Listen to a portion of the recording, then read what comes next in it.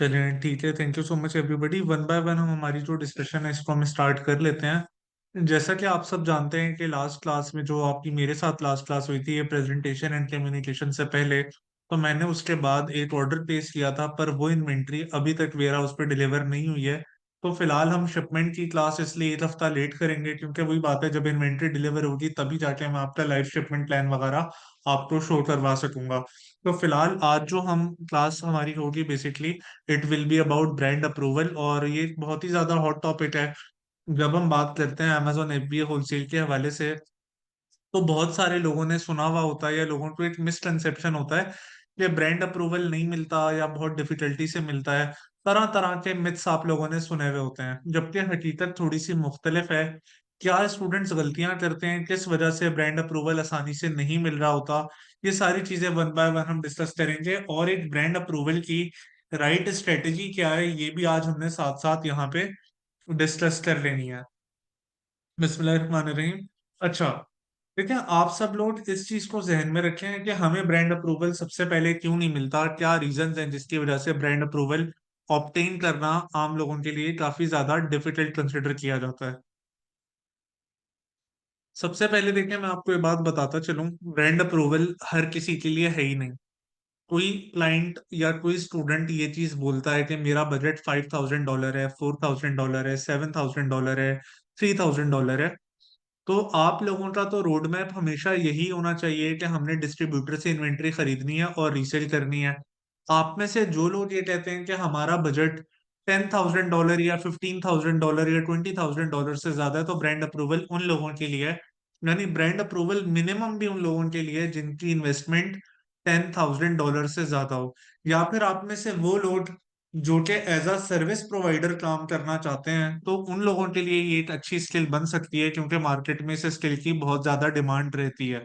ठीक है, तो सारी चीजें मैं वन बाय वन बताऊंगा। तो सबसे पहले तो हमने ये जान लिया कि ब्रांड अप्रूवल उन लोगों के लिए जिनकी इन्वेस्टमेंट $10,000 से ज्यादा होती है, उनका लॉन्ग टर्म ऑटोमेशन गोल जो है ना वो ब्रांड अप्रूवल के थ्रू ही अचीव हो सकता है। अब सबसे बड़ा प्रॉब्लम जिसकी वजह से लोगों को ब्रांड अप्रूवल नहीं मिलता, उसमें सबसे बेसिक प्रॉब्लम तो यह है कि लोगों की इन्वेस्टमेंट इतनी नहीं होती कि वो ब्रांड अप्रूवल ऑब्टेन कर सकें, बट स्टिल वो ट्राई करते रहते हैं बिला वजह में। यानी एक सिंपल सी बात है, फॉर एग्जाम्पल मैं बोलूं मेरे पास जेब में $10,000 पड़े हैं। आप खुद सोचें, क्या मुझे नाइकी, एडिडास इस तरह के ब्रांड को टारगेट करना चाहिए? उन लोगों के लिए तो $10,000 कुछ भी नहीं है, वो तो मिलियंस ऑफ डॉलर्स का टर्नओवर उन लोगों का होता है, यानी millions and billions of dollar का उनका टर्नओवर होता है। तो चंद मिलियन डॉलर भी उनके लिए शायद कुछ ना होता हो। तो हमें सबसे पहले तो ये आइडेंटिफाई करना जरूरी है कि हमारी इन्वेस्टमेंट के अगेंस्ट किस लेवल का ब्रांड है जिसको हमें टारगेट करना चाहिए। ठीक है। अच्छा, दूसरी बात ये आ जाती है, जब मैं आपसे ये बात कहता हूं कि हमें अपनी बजट रेंज के लिहाज से ब्रांड को टारगेट करना चाहिए, तो जाहिर है ब्रांड का भी कोई क्राइटेरिया होगा और कोई सॉफ्टवेयर होता होगा जिसके थ्रू हम पता लगा सकें कि वाकई में क्या हमें किसी स्पेसिफिक ब्रांड को टारगेट करना भी चाहिए या नहीं। तो इस तरफ अब हम आ जाते हैं।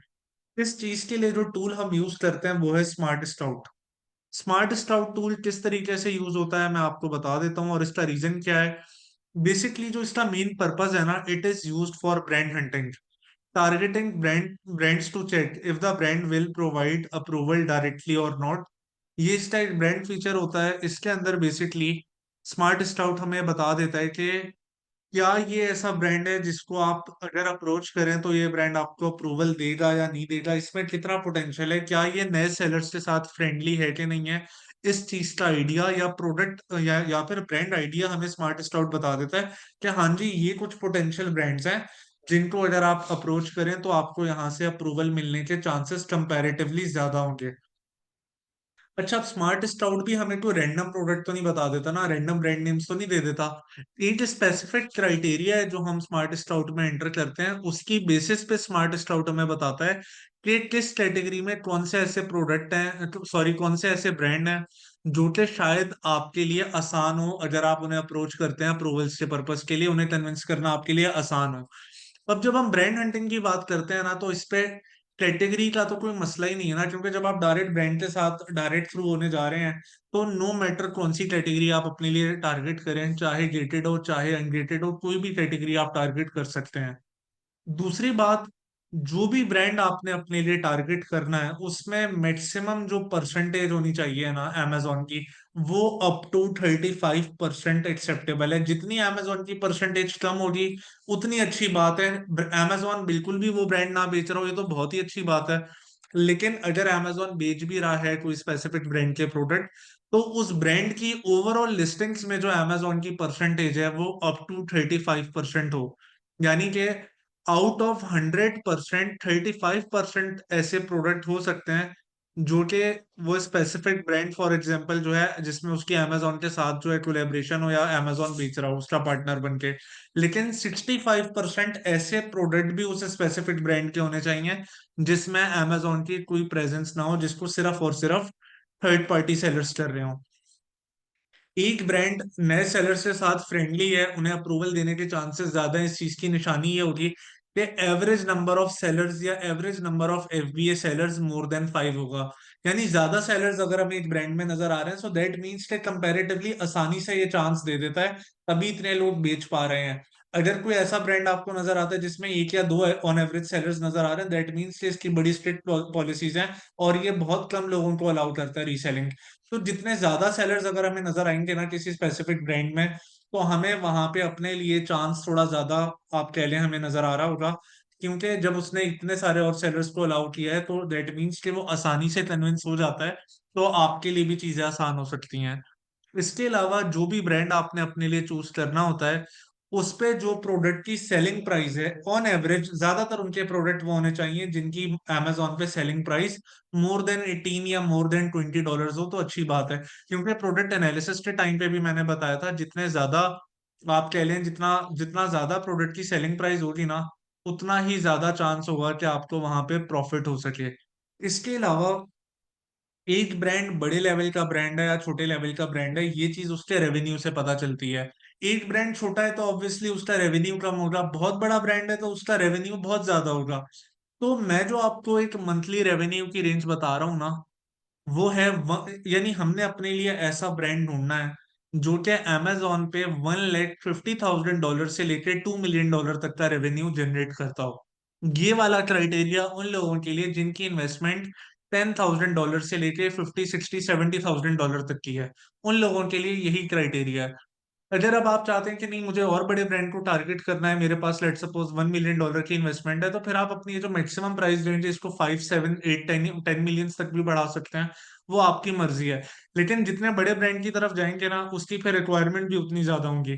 फॉर एग्जाम्पल, नाइकी एडिडास आपको कह सकते हैं कि ठीक है, हम आपको अप्रूवल देते हैं, आप पहली इन्वेंट्री हमसे $2 million की करें। अब जाहिर है $2 million हर किसी के पास तो नहीं होता, बड़े रेयर इन्वेस्टर्स होते हैं जिनके पास इतनी अमाउंट होती है। तो हमने इसलिए क्राइटेरिया एक ऐसा डिजाइन किया है ताकि एक नॉर्मल लेवल का जो इन्वेस्टर है जिसके पास $10 to 15,000, 25 या 30,000 डॉलर तक की इन्वेस्टमेंट है, वो आसानी से अप्रूवल ऑब्टेन कर सके। अच्छा, आपको याद होगा जब हम प्रोडक्ट एनालिसिस कर रहे थे तो मैंने वहां पे भी आपको बताया था कि किसी भी स्पेसिफिक सेलर के पास बाय बॉक्स में शेयर 40% से ज्यादा नहीं होना चाहिए। तो यहाँ पर भी ब्रांड में भी अगर मैं बात करूँ ना, तो किसी स्पेसिफिक सेलर की डोमिनेंसी 35% से ज्यादा ना हो। यानी एक सेलर है, वो एक ब्रांड यानी 100% में से 10% लिस्टिंग्स बेच रहा है, 20% बेच रहा है, 30% बेच रहा है, दैट इज फाइन। लेकिन अगर कोई ऐसा प्रोडक्ट, ऐसा कोई, फॉर एग्जाम्पल कोई ऐसा सेलर है जो कि किसी स्पेसिफिक ब्रांड की 90% लिस्टिंग्स में नजर आ रहा है, 50, 60% लिस्टिंग्स में नजर आ रहा है, सो दैट मीन्स कि वो बड़ा क्लोजली काम कर पा रहा है उस पर्टिकुलर ब्रांड के साथ, और हो सकता है उसको बेटर प्राइसिंग आपसे मिलती हो, तो उससे कंपटीशन थोड़ा सा डिफिकल्ट हो जाता है। ये थ्योरेटिकल क्राइटेरिया मैंने आपको बताया है, इसकी इम्प्लीमेंटेशन कैसे होनी है स्मार्ट स्टाउट में, वो मैंने आपको भी बतानी है। अभी तक जो मैंने आपको स्मार्ट स्टाउट का पर्पस बताया है और गलतियां बताई हैं कि क्यों ब्रांड अप्रूवल नहीं मिलता, यहाँ तक सारी बात क्लियर है। और ये थ्योरेटिकल लेवल पे जो क्राइटेरिया मैंने आपको बताया, यहाँ तक सारी बात क्लियर है आप सबको? प्लीज चैट पे कंफर्म कर दीजिए। चलें, ठीक है। ये तो हमारी बात हो गई सिंपल एक तरीके से थ्योरेटिकल क्राइटेरिया के बारे में। अब ये स्मार्ट स्टाउट यूज कैसे करना है? लेकिन ये टूल शेयरिंग पे तो अवेलेबल नहीं है, आपने सिंपली स्मार्ट स्टाउट की वेबसाइट पे जाना है, smartScout.com सिंपली। ये वेबसाइट है स्मार्ट स्काउट की। आपने फर्स्ट टाइम अपना अकाउंट साइन अप कर लेना है, सिंपली आप यहाँ पे साइन इन जाएंगे, ठीक है। साइन इन आपने करना है। ठीक है, अभी हमारे पास ये साइन इन के बाद टैब ओपन हो जाए तो मैं आपको इस पे फर्दर बता देता हूँ। अच्छा, इसका एक हैक है सॉर्ट ऑफ, मैं आपको वो चीज भी बता देता हूँ कि स्मार्ट स्टाउट आपने कैसे यूज करना है। स्मार्ट स्टाउट देखें, शेयरिंग बेसिस पे तो अवेलेबल होता नहीं है, आपको इसको बाय करना पड़ता है। लेकिन अब प्रॉब्लम ये है कि अगर आप इसकी कॉस्ट की बात करें तो ये ऑलमोस्ट $29 का है। सबसे पहले तो साइन अप का प्रोसेस बता दूं, आपके सामने इस तरीके की स्क्रीन आएगी, आपको यहाँ लिखा नजर आएगा डोंट हैव एन अकाउंट, और आपने यहाँ पे साइन अप का बटन क्लिक कर लेना है। इसके बाद आपने अपना फर्स्ट नेम, लास्ट नेम, अपना ईमेल एड्रेस, अपना पासवर्ड सेट करना है, और अपना पाकिस्तानी नंबर या जहां पर भी आप रहते हैं उस कंट्री का फॉर एग्जांपल आपने नंबर अपना चूज कर लेना है, और आपने नंबर एंटर करके सबमिट कर लेना है। जब आप ये सबमिट कर लेंगे तो आपका स्मार्ट स्टाउट पे अकाउंट तो क्रिएट हो जाएगा। उसके बाद स्मार्ट स्काउट आपसे कार्ड डिटेल्स मांगता है कि अपनी कार्ड डिटेल्स बताएं। आपने अपने ऐसे किसी डेबिट कार्ड की डिटेल्स देनी है जिसमें कोई भी बैलेंस ना हो, जिसमें अमाउंट ही नहीं हो। ठीक है, उससे ये होगा कि आपका कार्ड चार्ज नहीं हो पाएगा, लेकिन आपको ट्रायल वर्जन थोड़ी देर के लिए मिल जाएगा। ठीक है, अगर आपने ऐसा कार्ड एंटर किया जिसमें बैलेंस और अमाउंट पड़ी हुई है तो फिर आपके सामने प्रॉब्लम है। मैं भी आपके सामने यहाँ पर अभी आपको करके भी दिखाता हूँ कि ये चीज मैं किस तरह से कर रहा हूँ, ताकि आपको भी आइडिया हो जाए कि अगर मेरा एक ऐसा अकाउंट है जिसमें मेरे पास फॉर एग्जांपल अमाउंट है ही नहीं, तो वो कार्ड मैं कैसे एंटर कर रहा हूँ। आपके सामने देखें, मैंने यहाँ पे कंटिन्यू रीएक्टिवेशन का ऑप्शन क्लिक करा है ना, तो अब आप यहाँ पे देख सकते हैं कि इसने मुझे यहाँ पर कुछ चार्जेस बता दिए हैं कि अगर आपको प्रोडक्ट डेटाबेस ब्रांड रिसर्च करनी है तो आपको $29 मंथली इस पे खर्चा आएगा। लेकिन अब यहाँ पर मैं कार्ड डिटेल्स एंटर कर दूंगा, लेकिन मैं यहाँ पर एक ऐसा कार्ड यूज करूंगा अभी आपके सामने जिसमें मैं $1 भी नहीं रखता, ताकि मेरी अमाउंट सिक्योर रहे, मेरा कोई अमाउंट ना आए इस पे, और वक्ती तौर पे मेरा काम भी आसानी से मैनेज हो जाए। क्योंकि मैं इस कार्ड में कोई डिटेल नहीं रखता हूँ, यानी कोई बैलेंस नहीं रखता हूँ, तो मैं आपके सामने एंटर कर लेता हूँ, कोई मसला नहीं है, क्योंकि इसमें मैं कोई अमाउंट रखता ही नहीं हूँ। आपके सामने यहाँ पर मैंने कार्ड डिटेल्स एंटर करी हैं जिसमें बैलेंस बिल्कुल भी नहीं है। ठीक है, मैंने कार्ड नंबर एंटर कर दिया, इसकी एक्सपायरी डेट मैंने एंटर कर दी, इसका जो सीवीवी कोड होता है मैंने ये एंटर कर दिया, और इसका जो जिप कोड है ये भी मैंने एंटर कर दिया। ठीक है, लेकिन इस कार्ड में $1 का भी बैलेंस नहीं है, और मैंने यहाँ पे आपके सामने रीएक्टिवेट माई सब्सक्रिप्शन का बटन एंटर किया है।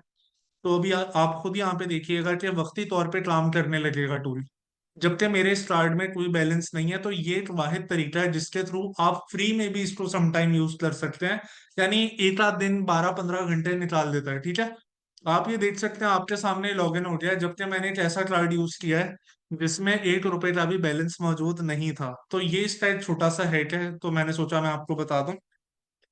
अच्छा, अब साइन अप के बाद, बल्कि पहले मुझे आप चैट पे ही कंफर्म कर दें, साइन अप कैसे करना है, आसान है ना, इसको फर्स्ट टाइम लॉगिन कैसे करना है, इसमें तो कोई परेशानी नहीं है। प्लीज मुझे चैट पे कंफर्म कर दीजिए।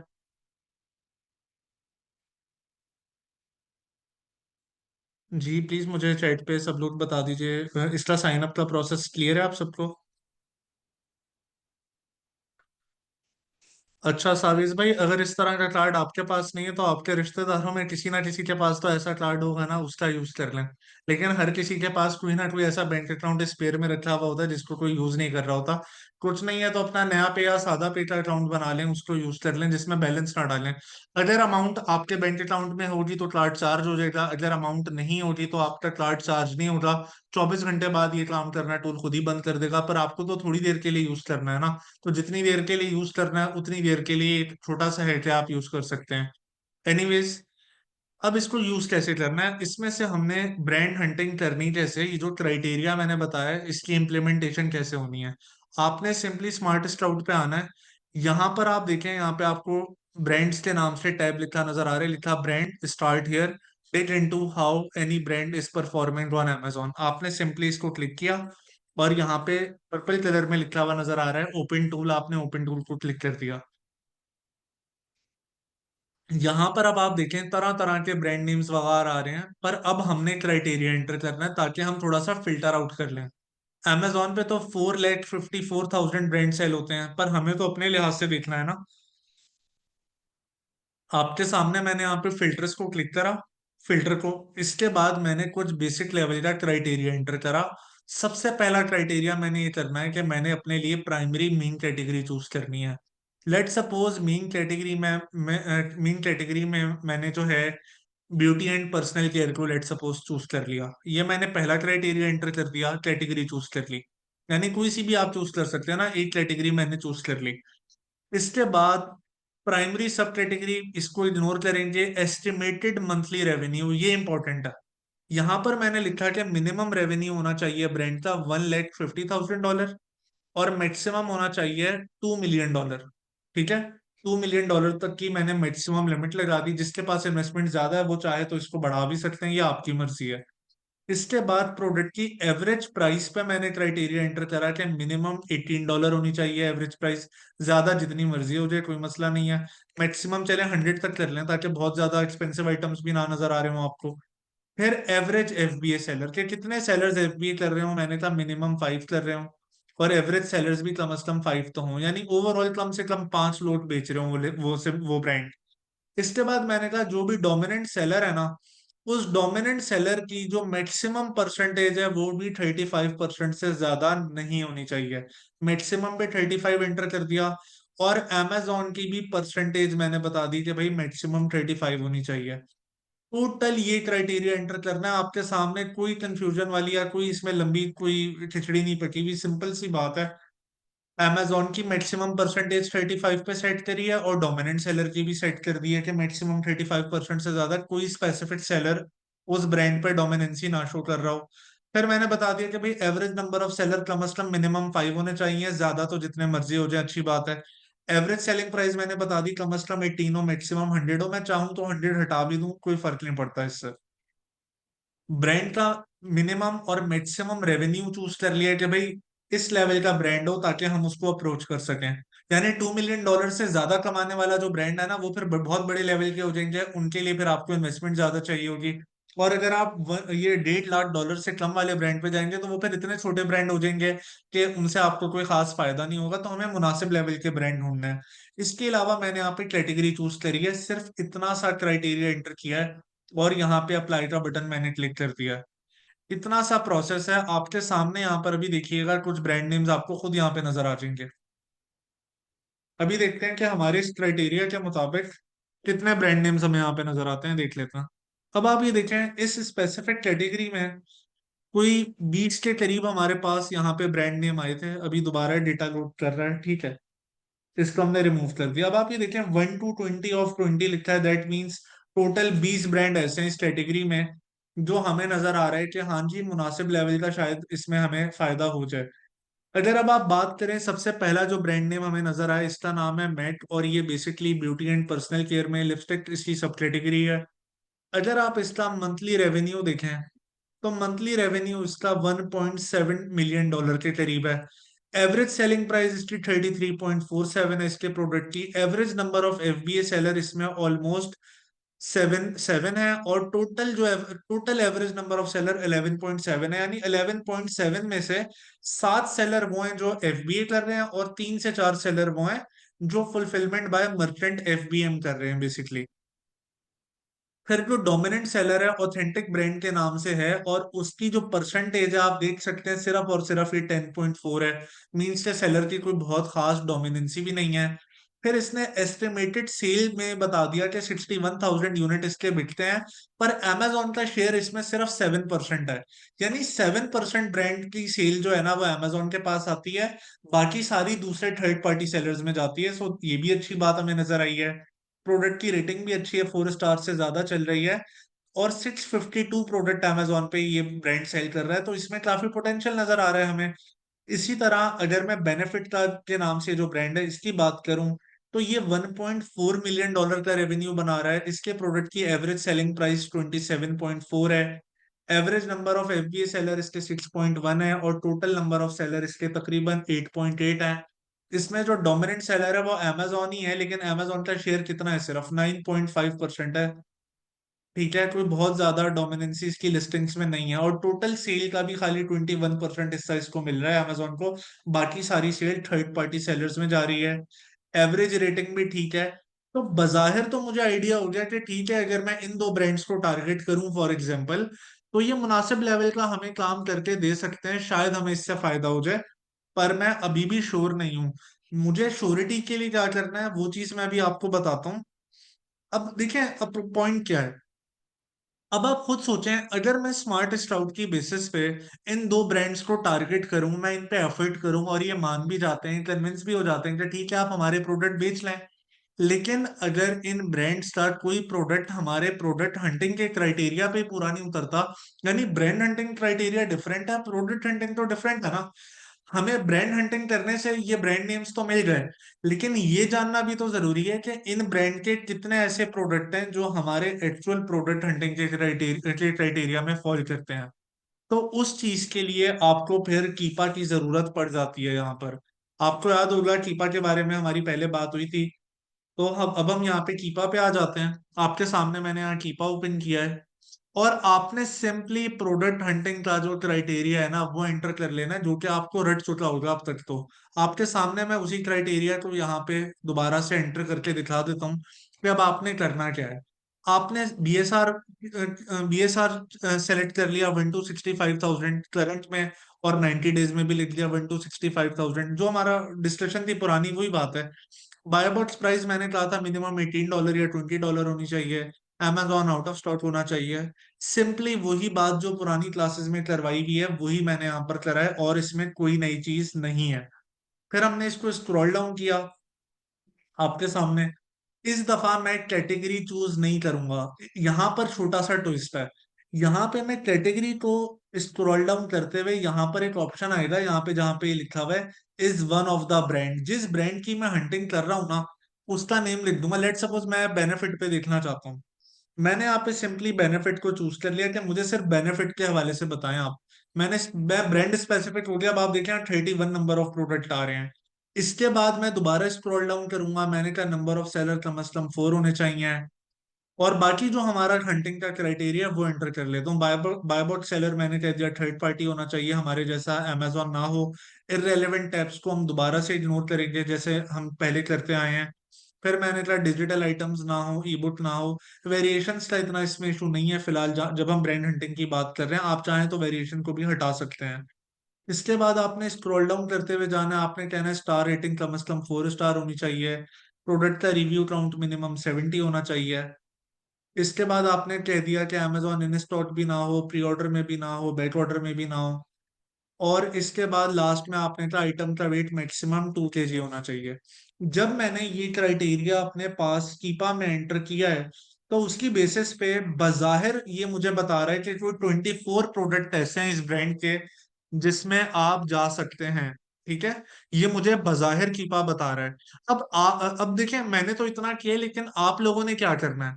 आप लोगों को इन सारे ब्रांड सारे प्रोडक्ट्स का one by one proper in depth analysis करना चाहिए, जैसा मैंने सिखाया था ई पास पे अपलोड करें। अगर एक ब्रांड में तकरीबन 7 से 8 प्रोडक्ट, यानी 6 7 8, यानी मिनिमम 7 प्रोडक्ट अगर आपके पास आ रहे हैं ना एक ब्रांड के आपके क्राइटेरिया पे, तो आप समझ जाए कि हाँ ये एक ऐसा ब्रांड है जिसको मैं लॉन्ग टर्म टारगेट कर सकता हूँ। यानी स्टेप क्या होगा। सबसे पहले स्मार्ट स्टाउट से ब्रांड का आइडिया लेंगे। उसके बाद कीपा में हंटिंग का क्राइटेरिया एंटर करेंगे, देखेंगे कि जो ब्रांड हमें समझ आ रहा है उसमें हमारे क्राइटेरिया के कितने नंबर ऑफ प्रोडक्ट हैं। जब नंबर ऑफ प्रोडक्ट पे भी तसल्ली हो जाएगी, बाकी मेहनत इसके बाद करनी है। वो क्या मेहनत है जो आगे करनी है वो भी मैं अभी बताता हूँ। अब यहाँ पे कुछ लोगों का ये भी सवाल होगा कि हमारे पास अगर हीलियम है, कीपा नहीं है, तो हम क्या करें। तो जिनके पास हीलियम है उन्हें भी मैं बता देता हूँ कि उन्हें उन्हें क्या करने की जरूरत है। उन्हें सबसे पहले तो सिंपली टेक्स्टबेरी का पोर्टल ओपन करना है, और आपने सिंपली अपने पास हीलियम को लॉग इन कर लेना है। आपके सामने यहाँ पे हीलियम लॉग इन किया है मैंने। अब हीलियम का क्या करना है वो मैं अभी आपको बताता हूँ।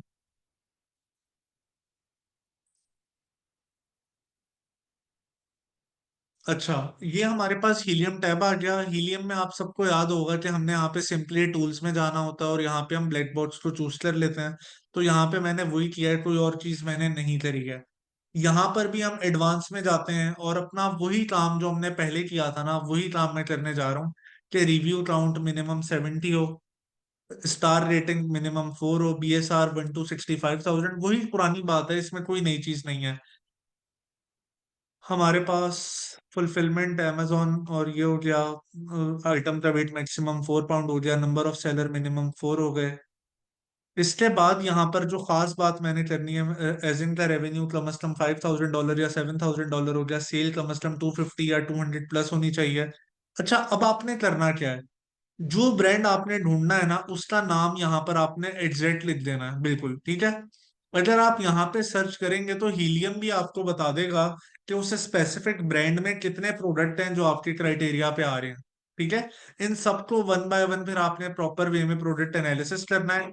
अगर आपके क्राइटेरिया पे तकरीबन 7 to 8 प्रोडक्ट आ जाते हैं, तो फिर आप श्योर शॉट हो सकते हैं कि हाँ जी, लॉन्ग टर्म अगर इस ब्रांड का मुझे अप्रूवल मिल गया तो ये मेरे लिए काफी ज्यादा अच्छा हो सकता है। तो ये कुछ प्रोसेसेस हैं जो आपने फॉलो करने हैं अपने लिए एक ब्रांड को लॉन्ग टर्म के लिए फाइनलाइज करने के लिए। तो ये वो स्टेप्स हैं। मुझे प्लीज चैट पे कंफर्म कीजिए, यहाँ तक सारी बात क्लियर है कि हमारा क्या रोड मैप है इसमें, अगर ब्रांड शॉर्टलिस्टिंग की बात करें तो। जी, मजीद कुछ लोग बता दीजिए। चलें, ठीक है। अच्छा, ये तो हमारा हो गया रोड मैप। अब बारी आ जाती है कि हमें ब्रांड अप्रूवल किस वजह से नहीं मिलते, तो उसके पीछे भी कुछ रीजंस हैं, वो मैं आपको रीजंस भी बताता हूँ, ठीक है। सबसे पहले जो रीजन है वो क्या है, वो मैं आपको पहले यहाँ पे बता देता हूँ। ब्रांड अप्रूवल आपको मिलता क्यों नहीं है अक्सर, उसके पीछे कुछ रीजंस है ना, और उसकी कुछ रिक्वायरमेंट है। देखिए, सबसे पहले तो जब हम ब्रांड अप्रूवल की बात करते हैं ना, तो हमारे पास कुछ प्री रिक्विजिट्स रिक्वायरमेंट हैं जो कंप्लीट होनी चाहिए। हमारी एक प्रॉपर वेबसाइट बनी हुई होनी चाहिए जिसका प्रॉपर चेकआउट सिस्टम हो, एक अच्छी खूबसूरत बनी हुई वेबसाइट हो। ये नहीं कि बिल्कुल बेकार सी वेबसाइट लग रही हो। मैंने आपको अपनी खुद की वेबसाइट का भी सैंपल दिखाया है, और इसके अलावा अब आप लोग जब काम कर रहे हैं, आप तरह तरह के होलसेलर्स की वेबसाइट ढूंढते हैं, तो आपको खुद भी अब आइडिया है कि एक अच्छी वेबसाइट किस तरह की होती है। इसके साथ साथ आपको चाहिए कि आप अपनी कंपनी का फ्यूचर में लिंक्डइन और फेसबुक पे, इंस्टाग्राम पे पेजेस भी बना लें, ये काम भी आप इसमें कर सकते हैं। इसके अलावा एक प्रॉपर आपका ईमेल होना चाहिए जो कि बिजनेस ईमेल होना चाहिए, और जब भी आप किसी ब्रांड को कोई ईमेल लिख के भेजते हैं ना, बड़ा प्रॉपर वे में प्रोफेशनल होना चाहिए, उसमें ग्रामर वो ग्रामेटिकली करेक्ट होना चाहिए।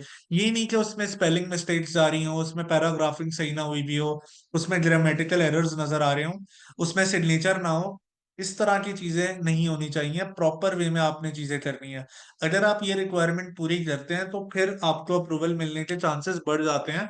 और इसके अलावा भी कुछ रीजंस हैं जिसकी वजह से आपको अप्रूवल नहीं मिलता। उसमें क्या क्या रीजंस हैं, अक्सर स्टूडेंट से हमने नोटिस करा है उनकी वेबसाइट या बिजनेस ईमेल ही ठीक नहीं बना हुआ होता। यानी इतनी खराब सी वेबसाइट होती होती है कि देख के साफ पता चलता है कि कोई नॉन सीरियस सा बंदा होगा, ठीक है। तो अपनी वेबसाइट अच्छी बनाना जरूरी है, और आपका बिजनेस ईमेल होना जरूरी है। समटाइम लोग क्या करते हैं, अपने नॉर्मल जीमेल अकाउंट से सप्लायर वगैरह या ब्रांड से राब्ता शुरू कर लेते हैं, तो उस चीज का बड़ा नेगेटिव इम्पैक्ट आता है। इसके अलावा एक और रीजन ये लैक ऑफ प्रॉपर इन्वेस्टमेंट।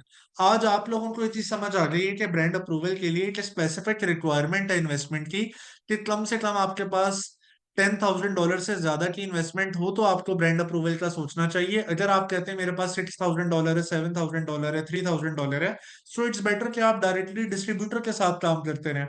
ये ब्रांड अप्रूवल वाली तो हैसल ही उनके लिए जिनके पास इतनी इन्वेस्टमेंट है कि वो अल्टीमेटली ब्रांड अप्रूवल के हवाले से पिच कर सके अपना आइडिया। इसके अलावा एक और जो बहुत बड़ा प्रॉब्लम है स्टूडेंट से जो मिस्टेक होती है, contacting the wrong person such as rather than reaching out to an executive we start talking to our reception level staff. हम एक कॉल में लाते हैं फॉर एग्जांपल किसी ब्रांड को, हम उनके रिसेप्शनिस्ट को इतना भी नहीं बोलते कि भाई हमारी कॉल सेल्स रिप्रेजेंटेटिव के पास ट्रांसफर कर दें, सेल्स डिपार्टमेंट में आप हमारी बात करवा दें। उसकी बजाय जो रिसेप्शनिस्ट है हम उसी से कहना शुरू कर देते हैं कि भाई हम आपके प्रोडक्ट रीसेल करना चाहते हैं।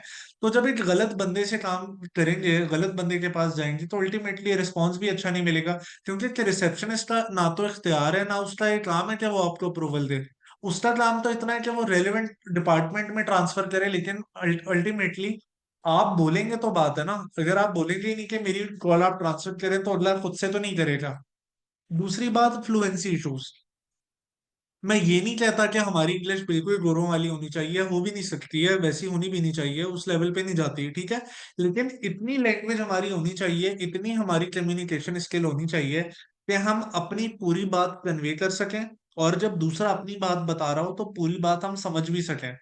हम अपनी बात अंडरस्टैंड भी करा लें दूसरे को और अगले की बात भी अंडरस्टैंड कर लें, ये चीज बहुत जरूरी है। पर अक्सर हमारे कुछ स्टूडेंट्स की, आप कह लें, लैंग्वेज या कम्युनिकेशन स्किल्स इतनी वीक होती हैं कि ना तो वो बात समझ पा रहे होते हैं, ना ही वो अपनी बात समझा पा रहे होते हैं। तो इसकी वजह से भी आप कह लें एक रोड ब्लॉक हो जाता है। इसके अलावा एक और issue, lack of brand research. यानी अपनी इन्वेस्टमेंट की बेसिस पे सोचा ही नहीं होता, रिसर्च ही नहीं की होती कि भाई किस ब्रांड को टारगेट करना है। रैंडम किसी भी ब्रांड को, फॉर एग्जांपल, टारगेटेड दो तीन की बजाय 200 रैंडम ब्रांड्स को ईमेल कर देते हैं और फिर कहते हैं कि अप्रूवल नहीं मिल रहा। तो गलत है ना, क्योंकि आपने रिसर्च ही नहीं करी। अगर मैं हूं, फॉर एग्जांपल, मैं अपनी बात करता हूँ, मैं कहता हूँ मेरे पास $50,000 है। $50,000 शायद हमारे लिए कोई बड़ी अमाउंट होगी, लेकिन जो यूएस में बड़े लेवल के ब्रांड है, फॉर एग्जांपल नाइकी, एडिडास है, $50,000 क्या है उनके लिए? कुछ भी नहीं है। कुछ भी लिटरली नहीं है उन लोगों के लिए। तो हमें अपनी इन्वेस्टमेंट को जहन में रखते हुए हमेशा राइट ब्रांड चूज करके टारगेट करना चाहिए। ये नहीं कि हर दूसरे ब्रांड को हम अपने पास से ईमेल करे जाएं। इसके अलावा जब हम ब्रांड से बात करते हैं, तो हम उन्हें इस चीज पे ला ही नहीं रहे होते हैं कि भाई आप अगर हमें अप्रूवल देते हैं तो हम आपके लिए वैल्यू एडिशन का काम करेंगे। हम सिंपली ये बात कर रहे होते हैं कि भाई हमें आपके ब्रांड की रीसेलिंग करनी है। ब्रांड को खुद ही पता है कि भाई मार्केट में हमारे इतने ब्रांड ऑलरेडी इतने लोग बेच रहे हैं, तो एक और को हमने किस बात के लिए देना। ठीक है। वो ऐसे लोग ढूंढ रहे होते हैं जो कि उनके लिए वैल्यू एडिशन का काम करें। वैल्यू एडिशन कैसे होती है वो मैंने बताना है भी आपको, लेकिन ये कुछ रीजंस हैं जिसकी वजह से अप्रूवल्स नहीं मिल रहे होते हैं लोगों को। अगर आप इस चीज को प्रॉपरली ओवरकम कर लें तो ब्रांड अप्रूवल लेना इतना ज्यादा डिफिकल्ट टास्क नहीं है, ये मैं आपको क्लियर बता रहा हूँ। अच्छा, अब यहाँ पर एक बड़ी इंपॉर्टेंट बात आई थी, contacting the wrong person such as reaching out to an executive. हम यानी यहाँ इस बात में जो मेन बात है वो ये है कि हमें रिसेप्शन लेवल के स्टाफ से बात नहीं करनी, हमें उस ब्रांड के एग्जीक्यूटिव्स तक पहुंचना है। अब ये किसी भी ब्रांड के एग्जीक्यूटिव तक पहुंचने के लिए जो हमारे पास प्लेटफॉर्म है वो बेसिकली लिंक्डइन है। लिंक्डइन पे प्रोफाइल आपका अच्छा, एक स्ट्रॉन्ग प्रोफाइल आप लोगों का होना चाहिए, क्योंकि अगर आपका एक अच्छा प्रोफाइल होगा लिंक्डइन पे, तभी किसी और ब्रांड का एग्जीक्यूटिव आपको अप्रोच करेगा। ठीक है। सबसे पहले तो मैं आपको एक बिल्कुल ब्रांड न्यू प्रोफाइल दिखा भी देता हूँ कि लिंक्डइन पे होता किस तरह से है। अगर आप में से किसी ने लिंक्डइन पे प्रोफाइल बनाना है तो आपने आसान लफ्जों में सिंपली यहाँ पर, आप फॉर एग्जांपल साइन आउट कर देता हूँ मैं इसको, मैं आपको जीरो से बताता हूँ आपने करना क्या है। आपने सिंपली यहाँ पे साइन इन का बटन क्लिक करें, सिंपल। या फिर अगर आप बिल्कुल नए या फर्स्ट टाइम जा रहे हैं तो आपने ज्वाइन नाउ का बटन क्लिक करना है। आप अपना यहाँ पे ईमेल पासवर्ड लिखें, या फिर आपका जो एग्जिस्टिंग जीमेल अकाउंट है कोई भी बना हुआ, उससे आप इस तरीके से डायरेक्टली कनेक्ट कर सकते हैं, और इसकी बेसिस पे भी आपका account first time log in होकर क्रिएट हो जाता है। अच्छा, जब आप शुरू में अपना प्रोफाइल बनाएंगे ना, तो देखें इस तरह से बिल्कुल एक एम्प्टी सा प्रोफाइल है। सिर्फ ये मैं आपको समझाने के लिए बता रहा हूँ, शुरू में आपका प्रोफाइल आपको दिखेगा कैसा। ना तो उस पर कोई कवर फोटो होगी, ना उस पर कोई डीपी होगी, यानी प्रोफाइल पिक्चर भी नहीं होगी। उस पे आपके बारे में कुछ भी नहीं लिखा हुआ होगा, बिल्कुल ऐसे एम्प्टी प्रोफाइल होगा। लेकिन आपने अपने प्रोफाइल को अपडेट करना है। आपने यहाँ पे अपने लिए कवर फोटो बनानी है। अपने लिए कवर फोटो किसी डिजाइनर से बनवाएं, कोई भी डिजाइनर फाइवर से हायर करें, या फिर अगर आपको कैनवा जैसे सॉफ्टवेयर यूज करना आते हैं तो अपने लिए एक अच्छा सा कवर फोटो डिजाइन कर लें। अपनी एक अट्रैक्टिव सी यहाँ पे डीपी आपको लगानी चाहिए, अपनी एक अच्छी सी प्रोफाइल पिक्चर आपको लगानी चाहिए, अपने बारे में चीजें बतानी चाहिए। अब ये चीज किस तरह से होती है, मैं आपको अपना खुद का जो मेरा रूटीन का प्रोफाइल है, जो पाकिस्तान में भी मैं बहुत यूज करता हूँ, मैं आपको अपना खुद का प्रोफाइल दिखा देता हूँ। अब आप ये देखें, ये मेरा प्रोफाइल है। अब आप ये देखें, मैं इनेबलर्स के लिए काम कर रहा हूँ ना, तो आप देख सकते हैं मेरी कवर फोटो में इनेबलर्स आपको यहाँ पे हाईलाइट हुआ हुआ नजर आ रहा है कि मैं इनेबलर्स का एक टीम मेंबर हूँ। पिक्चर अगर आप देखें, प्रोफेशनल डिसेंट सी सेमी फॉर्मल ड्रेस में मैंने अपनी पिक्चर सेट की हुई है। कोई इनफॉर्मल सी पिक्चर नहीं है, एक नॉर्मल सी मुनासिब लेवल की पिक्चर है। अपना पूरा नाम लिखा हुआ है और साथ ही साथ अपनी डेजिग्नेशन बताई हुई है, enablers ambassador Islamabad, enablers wholesale country lead. इसके अलावा जो जो काम मैं करता हूँ वो मैंने मेंशन करे हुए, CEO Cosmorian enterprises LLC, seller on amazon, seller on Walmart, seller on Etsy. यानी मेरा जो प्रोफेशनल, जो मेरा करंट स्टेटस है प्रोफेशनली, वो पूरा यहाँ पे पोर्ट्रे हो रहा है। आप भी कर सकते हैं अपनी कंपनी के लिहाज से। आपका क्या होगा, अगर आप लोग काम कर रहे हैं, अगर आप अपनी खुद का प्रोफाइल बना रहे हैं अपनी कंपनी का, तो आप सीईओ एबीसी कंपनी लिख दें। अगर आपकी अपनी कंपनी नहीं है, आप किसी क्लाइंट के लिए काम कर रहे हैं तो उसकी कंपनी तो होगी ना, तो आप वहां पे लिख दें, आप अपना यहाँ डेजिग्नेशन यहाँ पे आप लिख सकते हैं सिंपली आसान लफ्जों में। आप ऐसा करें, आप यहाँ पे लिख दें, let suppose business development manager eight ABC LLC. आपने सिंपली यहाँ पे एडिट द साइन क्लिक करना होता है। अपना फर्स्ट नेम लास्ट नेम आप लिखेंगे, अपनी हेडलाइन यहाँ पर आप लिख सकते हैं जैसे मैंने लिखी हुई है। आप यहाँ पे लिख सकते हैं फॉर एग्जांपल, आप यहाँ पे लिखते हैं for example senior sales executive at ABC company. आपकी मर्जी है, पोजीशन आप चाहें तो चूज कर लें। इस तरह से सिंपली आप अपने लिए चीजें ऐड कर सकते हैं। आपका जो एजुकेशनल बैकग्राउंड वगैरह है वो आप चाहें तो लिख सकते हैं। आपकी पोर्टफोलियो वेबसाइट बनी हुई है, आपकी मर्जी है, जितना डेटा आपके पास है आप वो सिंपली यहाँ पे सेव कर दें। वो डेटा आपके सामने यहाँ पर नजर आ जाएगा आपको इस तरीके से। इसके बाद दूसरा इंपॉर्टेंट स्टेप ये है, इसने आपके बारे में अबाउट पूछा हुआ है कि अपने बारे में बताएं। तो मैंने यहाँ पे अपने बारे में बताया हुआ है, experience trainer with a demonstrated history of working in the e commerce industry, skilled in MS word, public speaking, management, leadership and project management, strong administrative professional. मैंने बिल्कुल टू द पॉइंट सा अपने बारे में बताया हुआ है। आपको लगता है कि आप खुद से अच्छा नहीं लिख पाएंगे, आप सिंपली यहाँ पे for example chat GPT use करके देख लें आप। ठीक है, आप चैट जीपीटी के थ्रू भी अपना अपने लिए चीजें लिखवा सकते हैं। भी मैं आपको लाइव भी चेक करवा देता हूँ। फॉर एग्जांपल मैं यहाँ पे लिख लेता हूँ, for example hello, I am Syed फिजर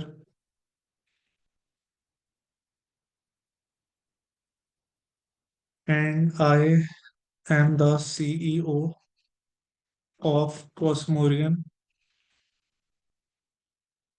Enterprises LLC based in Florida, Florida in the US. My company basically sells product on Amazon, Walmart, and Etsy. Can you type a brief about me which I can put in my about me section in LinkedIn? ठीक है, simple मैंने एक command अपने बारे में लिख के enter करी है। एक कंसाइज सी यहाँ पर बात इन्होंने हमें यहाँ पे लिख के दे दी है। आप चाहें तो सिंपली इसको इस तरीके से कॉपी करें। ठीक है, अगर आपको लगता है इसमें सारी बातें बिल्कुल ठीक हैं और आपसे कॉम्प्लीमेंट कर रही हैं, तो आपने सिंपली यहाँ अबाउट पे गए, आपने इसको हाईलाइट करके इस तरीके से लिखा और आप इसको यहाँ पे सेव कर सकते हैं। मैं मेरा पुराना वाला चीजें ज्यादा ठीक लिखी हुई थी तो मैं इसको सेव नहीं कर रहा, पर आप इस तरह से चैट जीपीटी के थ्रू भी अपने लिए लिखवा सकते हैं। ठीक है, इसके बाद दूसरी इंपॉर्टेंट बात, आप जिस कंपनी के लिए काम कर रहे हैं उसके हवाले से पोस्टिंग करना जरूरी है। अब जैसे मैं अगर इनेबलर्स के लिए काम कर रहा हूँ तो आप यहाँ पे देख सकते हैं मेरी इनेबलर्स से रेलेवेंट डिफरेंट तरह की मैं रूटीन में पोस्टिंग करता रहता हूँ। तो आप अगर अपने लिए कर रहे हैं, अपनी क्लाइंट के लिए कर रहे हैं, तो आप उसके हवाले से जॉब पोस्टिंग कर रहे होंगे। इसी तरह फिर मैंने अपना पूरा प्रोफेशनल एक्सपीरियंस यहाँ पे बताया हुआ है कि मैंने कब कब काम कहाँ से किया था। यानी एक जमाना था मैं फ्रीलांस राइटर था, फिर मैंने as a business development manager Gaffar enterprises US की एक कंपनी थी उसके लिए काम किया। फिर एक एजेंसी थी, यहाँ पर मैंने चीफ ऑपरेटिंग ऑफिसर के तौर पे 2 साल काम किया, फिर छोड़ दिया। उसके बाद फिर मैंने फेयर गुड्स एलएलसी में काफी अरसा 3 साल काम किया। कॉस्मोरियन इंटरप्राइजेस पे मैं बड़े अरसे से रूटीन में यहाँ पे काम कर रहा हूँ। उसके बाद मैंने इनेबलर्स में अपनी पूरी जर्नी, यानी पूरा प्रोफेशनल एक्सपीरियंस बताया हुआ है। अगर आप कहते हैं कि हमारे पास इतना एक्सपीरियंस नहीं है, तो आप सबने मेरे लिए, यानी इंटर्नशिप पॉइंट ऑफ व्यू से दस्तम एलएलसी पे काम किया है ना, आप उसको यहाँ पे ऐड कर लीजिए अपने लिए कि मैंने दस्तम एलएलसी में पिछले 1 साल काम किया है। कोई इंडोर्समेंट आएगी तो मैं कर दूंगा कि ठीक है, हाँ जी वाकई में इन्होंने मेरे लिए काम किया था। इसके अलावा एजुकेशनल बैकग्राउंड, जिसकी जितनी एजुकेशन है आपने अपनी एजुकेशन बता देनी है कि आपने पास्ट में क्या क्या किया हुआ है। जो जो चीजें आप लोगों ने की हुई है वो आप यहाँ पे एंटर कर सकते हैं।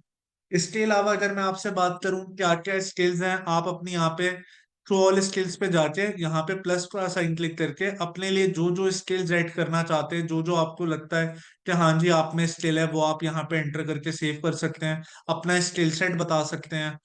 इसी तरह कौन सी लैंग्वेजेस आपके पास आती आपको आती हैं वो यहाँ पर शो हो रही हैं। तो इस तरीके से आपने अपना एक प्रोफाइल डेवलप करना है। जब आपका एक अच्छा प्रोफाइल बना हुआ होगा ना, तो जब आप किसी को अप्रोच करेंगे तो दूसरा आपको रिस्पेक्ट भी देगा, दूसरा आपको रिस्पॉन्स भी देगा। तो अगर आपका ऐसा प्रोफाइल बना हुआ होगा जो कि डिसेंट या प्रोफेशनल है ही नहीं, और अगर आप किसी को कनेक्शन रिक्वेस्ट यानी फ्रेंड रिक्वेस्ट जैसे फेसबुक पे होती है, इस पे कनेक्शन भेजा जाता है, आप कनेक्शन भेज रहे हैं, आपका प्रोफाइल ही अट्रैक्टिव नहीं है, दूसरा किस बेसिस के ऊपर आपको यानी ऐड करेगा। तो ये चीजें बहुत जरूरी है। दूसरी बात, जब आप अपना लिंक्डइन का एक अच्छा प्रोफाइल बनाते हैं, तो इस चीज को जहन में रखा करें हमेशा आप लोग, कि उसमें कोई दोस्त रिलेटिव आपका ऐड नहीं होना चाहिए, अगर है तो रिमूव कर दें।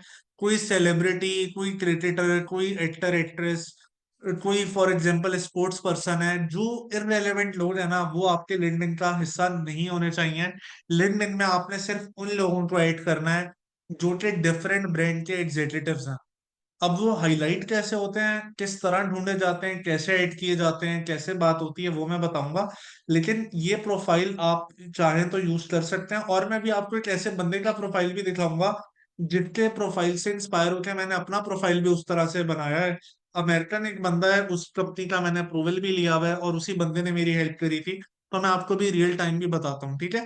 लेकिन फिलहाल आपको आइडिया हो गया है कि किस तरह का प्रोफाइल आपने लिंक्डइन का अपना बनाना है, ताकि आपको अप्रूवल मिल सके कम से कम, यानी कोई आप पे ट्रस्ट कर सके। यहाँ तक सारी बात क्लियर है आप सबको? जी, मजीद लोग बता दीजिए प्लीज।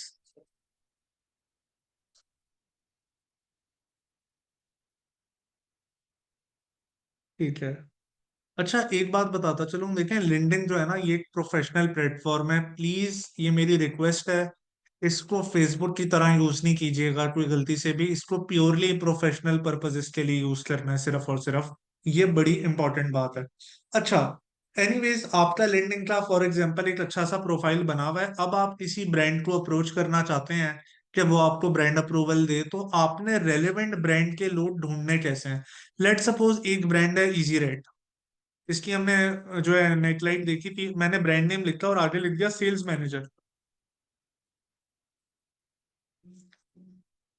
अच्छा, अब इजी रेड के कुछ डिफरेंट लोगों के प्रोफाइल आ रहे हैं, जैसे बिजनेस डेवलपमेंट मैनेजर है इजी रेड में एक बंदा, ये सेल्स डायरेक्टर है retail market at easy red, इसी तरह फ्रेंड के नाम से वाइस प्रेसिडेंट है। इस बंदे का प्रोफाइल देख के मैंने अपना प्रोफाइल बनाया था। यानी ये फॉलो करें, मैं आपको खुद भी कहूंगा कि इस बंदे की मिसाल है। अब आप ये देखें, ये बंदा इजी राइड कंपनी को रिप्रेजेंट कर रहा है, तो आप देखें इसकी कवर फोटो में क्रिस्टल क्लियर इसने इजी राइड को प्रमोट किया हुआ है कि ये मेरी कंपनी है जिसके लिए मैं काम कर रहा हूँ। अगर आप इसका प्रोफाइल पिक्चर का फेस देखें तो स्माइली फेस है इसका, ठीक है, और सॉलिड बैकग्राउंड के साथ है, कहीं पे भी कोई अनप्रोफेशनल चीज नजर नहीं आ रही, सिंपल सी डिसेंट सी इसने पिक्चर एंटर करी हुई है, और अपना एक ब्रीफ सा इंट्रो दिया हुआ है, इंट्रोडक्शन, कि ये मेरा नाम है, vice president sales and marketing at easy ride, और इसका कुछ पुराना बैकग्राउंड यहाँ पर आ रहा है। किस जगह पे रहता है, new Jersey Morris town new Jersey United states में रहता है, ये इसका एड्रेस वगैरह आ गया। फिर आप देखें, इसने अपना पूरा एक्सपीरियंस बताया हुआ है कि इसने कहाँ कहाँ पे किया है। अच्छा, ये चीज मैं आपको बताता चलूं, अगर आप लोगों का किसी का पुराना एक्सपीरियंस है किसी और फील्ड में भी, तो आपका वो प्रोफेशनल एक्सपीरियंस है ना, उसको आप अपने प्रोफाइल का पार्ट बनाए रखेंगे, ये नहीं कि आप उस चीज को हटा ही दें अपने प्रोफाइल से। मेरे वाले में भी आपने देखा था, फ्रीलांस राइटर के नाम से भी था। एक जमाने में मैं कॉपी राइटिंग का काम करता था शुरू शुरू में, तो वो भी मैंने वहां पे लिखा हुआ है, सो दैट इज फाइन। ये नहीं है कि आप अपना कोई प्रोफेशनल एक्सपीरियंस रिमूव ही कर दें किसी वजह से। इसके बाद आप देख सकते हैं, इसने अपना एजुकेशनल बैकग्राउंड यहाँ पे लिखा हुआ है, स्किल्स इसने भी अपने बारे में बताई हैं, जो इसने कोई इंटरनेशनल कोर्सेज किए हैं तो वो बताया हुआ है। तो this is one of the profile जिसको आप मैनेज कर यानी जिसको आप फॉलो कर सकते हैं। इसको एज अ प्राइम एग्जाम्पल लेके आपको चाहिए कि आप अपना प्रोफाइल बनाएं, बहुत बेहतरीन बना हुआ प्रोफाइल है। अच्छा, दूसरी चीज ये है कि अब आप खुद सोचें, अगर मैं इजी राइट के रिसेप्शनिस्ट से बात करूं कि भाई मुझे अप्रूवल दिला दें, तो वो मुझे क्या ही अप्रूवल दिलाएंगे। लेकिन अब आप ये देखें, ये बंदा वाइस प्रेसिडेंट है, मेरे कनेक्शन में एडेड है, इस बंदे ने मेरी हेल्प की थी ब्रांड अप्रूवल लेने में। ये मैं आपको बिल्कुल क्लियर बात बता रहा हूँ। अगर एक वाइस प्रेसिडेंट लेवल का बंदा या कोई भी एग्जीक्यूटिव अगर आपका दोस्त बन चुका है, आपका एक अच्छा बॉन्ड उसके साथ डेवलप हो गया है लिंक्डइन पे, तो आपके लिए अप्रूवल लेना इतना मुश्किल नहीं रह जाता। ऑल्दो आपको प्रोफेशनल रिक्वायरमेंट्स तो पूरी करनी होती हैं, पर आपको हमेशा एक एज मिलता है कि की डिसीजन मेकर उस कंपनी का आपके साथ अच्छे टर्म्स पे है। अब टर्म बिल्डिंग कैसे होगी? यहाँ पे मैसेज का बटन आपको नजर आएगा, आपने सिंपली हेलो हाय से स्टार्ट करना है। शुरू के 2-3 हफ्ते खैर खैरियत पूछ ली, काम कैसा चल रहा है, बाकी थोड़ा सा वेदर के बारे में पूछ लिया, बाकी लाइफ सही चल रही है, यानी छोटी मोटी बात वगैरह कर ली। कोई अगर इवेंट आपको लग रहा है कि हाँ भाई, फॉर एग्जांपल यूएस में कोई इवेंट आ रहा है, कोई ओकेजन आ रहा है, तो उसके बारे में बात कर रही कि तैयारियां कैसी चल रही हैं। यानी ये छोटी छोटी बात करके आइस ब्रेक करने वाली बात है, एक अच्छे लेवल के टर्म्स डेवलप करने के। चलो इस लेवल पे आ जाए कि आप अपने नंबर एक्सचेंज कर सकें, या नंबर एक्सचेंज नहीं भी हुए हैं तो रेगुलर कम्युनिकेशन हो जाए, हफ्ते में एक आध दफा थोड़ी सी बात हो जाए। लेकिन जब आपके थोड़े से अच्छे ताल्लुकात हो जाते हैं ना, कि ठीक है अब हाँ आपका ब्रांड जो है, अब उस बंदे से आपके थोड़े से टर्म्स अच्छे से डेवलप हो चुके हैं, तो उसके बाद आपने क्या करना है? उसके बाद आपने सिंपली यहाँ पर जो भी ये रिस्पेक्टेबल रिलेशन जब आपका ब्रांड के एग्जीक्यूटिव से बन जाएगा ना, फिर आपने कहना है कि देखें, आपका ताल्लुक इस ब्रांड से है ना, मैं बेसिकली एबीसी कंपनी में होता हूँ, या मैं उसका ओनर हूँ। तो हमारी कंपनी की जो प्रोडक्ट लाइनअप है ना, वो तो आपकी कंपनी के प्रोडक्ट से बहुत ज्यादा अलाइन होते हैं, और मुझे तो लगता है कि हमारी जो कस्टमर बेस है वो सॉर्ट ऑफ सिमिलर है, तो हम आपस में कोलैबोरेट क्यों ना करें? इस तरह से आपने बात करनी है, और आपने उन्हें कन्विंस करना है कि देखिए, हमने आपके हवाले से ना, हम पूरी एक प्रॉपर एक जूम मीटिंग कर लेते हैं, हमारे जहन में कुछ आइडियाज हैं, हम आपको एक ब्रांड रिसर्च रिपोर्ट बना के प्रेजेंट करना चाहते हैं, जिससे आपकी सेल्स भी अमेजोन पे इंक्रीज होती हमें नजर आएंगी, और अल्टीमेटली आपका ब्रांड और ज्यादा ग्रो कर सकेगा। तो आपने किसी तरह उन्हें कन्विंस करना होता है सिंपली, कि वो जूम मीटिंग के लिए तैयार हो जाएं, जिसमें आप रिसर्च रिपोर्ट शेयर कर सकें। लेकिन ये रिसर्च रिपोर्ट में क्या होता है ये मैं बताऊंगा, लेकिन इससे पहले ये चीज समझ लें, ऐसा नहीं है कि right from day one brand को टारगेट करना है। सबसे पहले हमेशा किसी भी ब्रांड के 4 से 5 प्रोडक्ट को बार बार खरीद के रीसेल करके देखा जाता है 3-4 महीने तक। जब आप श्योर शॉट हो जाए ना कि यार ये मेरा रेगुलर प्रोडक्ट हो चुका है, मैं रूटीन में बार बार कंसिस्टेंटली इसी को परचेज कर रहा हूँ, और मैं इसको रीसेल कर पा रहा हूँ, तो तब आपको इतना एतमाद होना चाहिए कि हाँ जी, अब ठीक है, अब मैं इस ब्रांड को डायरेक्टली अप्रोच करूँ। दूसरी बात, connect the brand executive using your LinkedIn profile you created on your LLC details। LLC detail का मतलब ये कि वहां पे आपने डेजिग्नेशन वगैरह अपनी कंपनी के लिए कहीं लिखा होगा ना, या फिर जिस कंपनी के लिए भी आप काम कर रहे होंगे, अगर आप एज अ वीए सर्विसेज दे रहे हैं तो ये वाली बात है यहाँ पर, ठीक है। अच्छा, इसके बाद नेक्स्ट इंपॉर्टेंट बात, try to build some informal and respectable relation, यानी जो ब्रांड का एग्जीक्यूटिव आपको मिला है उसके साथ थोड़े से पर्सनल लेवल पे टर्म्स डेवलप करने की कोशिश करनी है। फिर आपने उससे जूम मीटिंग के लिए कोलेब्रेशन की बात करनी है, और अगर वो कन्विंस हो जाए उस मीटिंग के लिए, आमतौर पे कन्विंस हो जाते हैं, वो फ्रेंडली नेचर के लोग होते हैं कंपैरेटिवली। उस मीटिंग में फिर आप लोगों ने एक ब्रांड रिसर्च रिपोर्ट प्रेजेंट करनी होती है। रिपोर्ट कैसी दिखती है, कैसे लिखी जाती है, वो मैं अभी आपको बताऊंगा। किस तरह से लिखनी है वो चीज मैं भी आपको बताता हूँ। तो ये कुछ स्टेजेस हैं।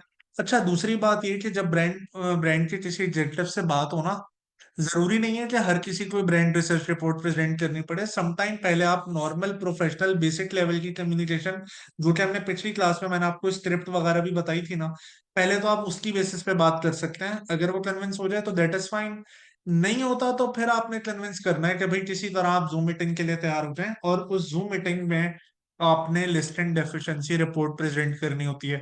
ये रिपोर्ट क्या होती है, कैसे बनाई जाती है, वो चीजें मैं भी आपको बताता हूँ एक आध मिनट के अंदर। लेकिन मुझे रोड मैप के बारे में बता दीजिए कि क्या सीक्वेंस है, क्या स्टेजेस हैं ब्रांड अप्रूवल की। यहाँ तक सारी बात क्लियर है आप सबको? जी प्लीज मुझे चैट पे कंफर्म कर दीजिए कुछ लोग। जी मजीद लोग बता दीजिए ताकि मुझे तसल्ली हो जाए। चलें, ठीक है। अच्छा, अब ये ब्रांड रिसर्च रिपोर्ट, सबसे पहली बात तो ये बनती कैसे है, तो मैं आपको बताता चलूं। ये जो नॉर्मल माइक्रोसॉफ्ट वर्ड है ना, इसी पे बनानी होती है, कोई इसमें रॉकेट साइंस नहीं है। क्रेयोला का अप्रूवल हमने लिया था एक अकाउंट पे, किस तरह लिया था, मैं वो रिपोर्ट आपके सामने अभी प्रेजेंट करने लगा हूँ। किस तरह बनती है, बहुत आसान काम है। किस तरह स्टार्ट होनी है ये मैं अब आपको बताता हूँ। फॉर एग्जाम्पल, अब वो ब्रांड जो है जिसको भी आपने अप्रोच किया, उसने आपको एक हफ्ता या 10 दिन बाद का टाइम दिया कि ठीक है हम 10 दिन बाद जूम मीटिंग कर लेते हैं। तो उस 10-12 दिन में आपने मेहनत करनी है और इस रिपोर्ट को अपने लिए रेडी करना है। ठीक है। अच्छा, अब ये जो रिपोर्ट आप रेडी कर रहे होंगे, इस रिपोर्ट में आपने क्या क्या चीजें प्रेजेंट करनी है, किस तरह से रिपोर्ट, किस तरह से फॉर एग्जाम्पल ये मीटिंग आपकी स्टार्ट होनी है, मैं वो आपको स्टेप बाय स्टेप सारी चीजें बताता हूँ। फॉर एग्जाम्पल, अब आप उनके साथ जूम पे आमने सामने बैठे हुए हैं, तो आपने इस तरह से स्टार्ट करना है। पहले तो आपकी जो भी सैल्यूटेशंस ग्रीटिंग्स वगैरह होनी है वो हो जाएंगी अपनी जगह।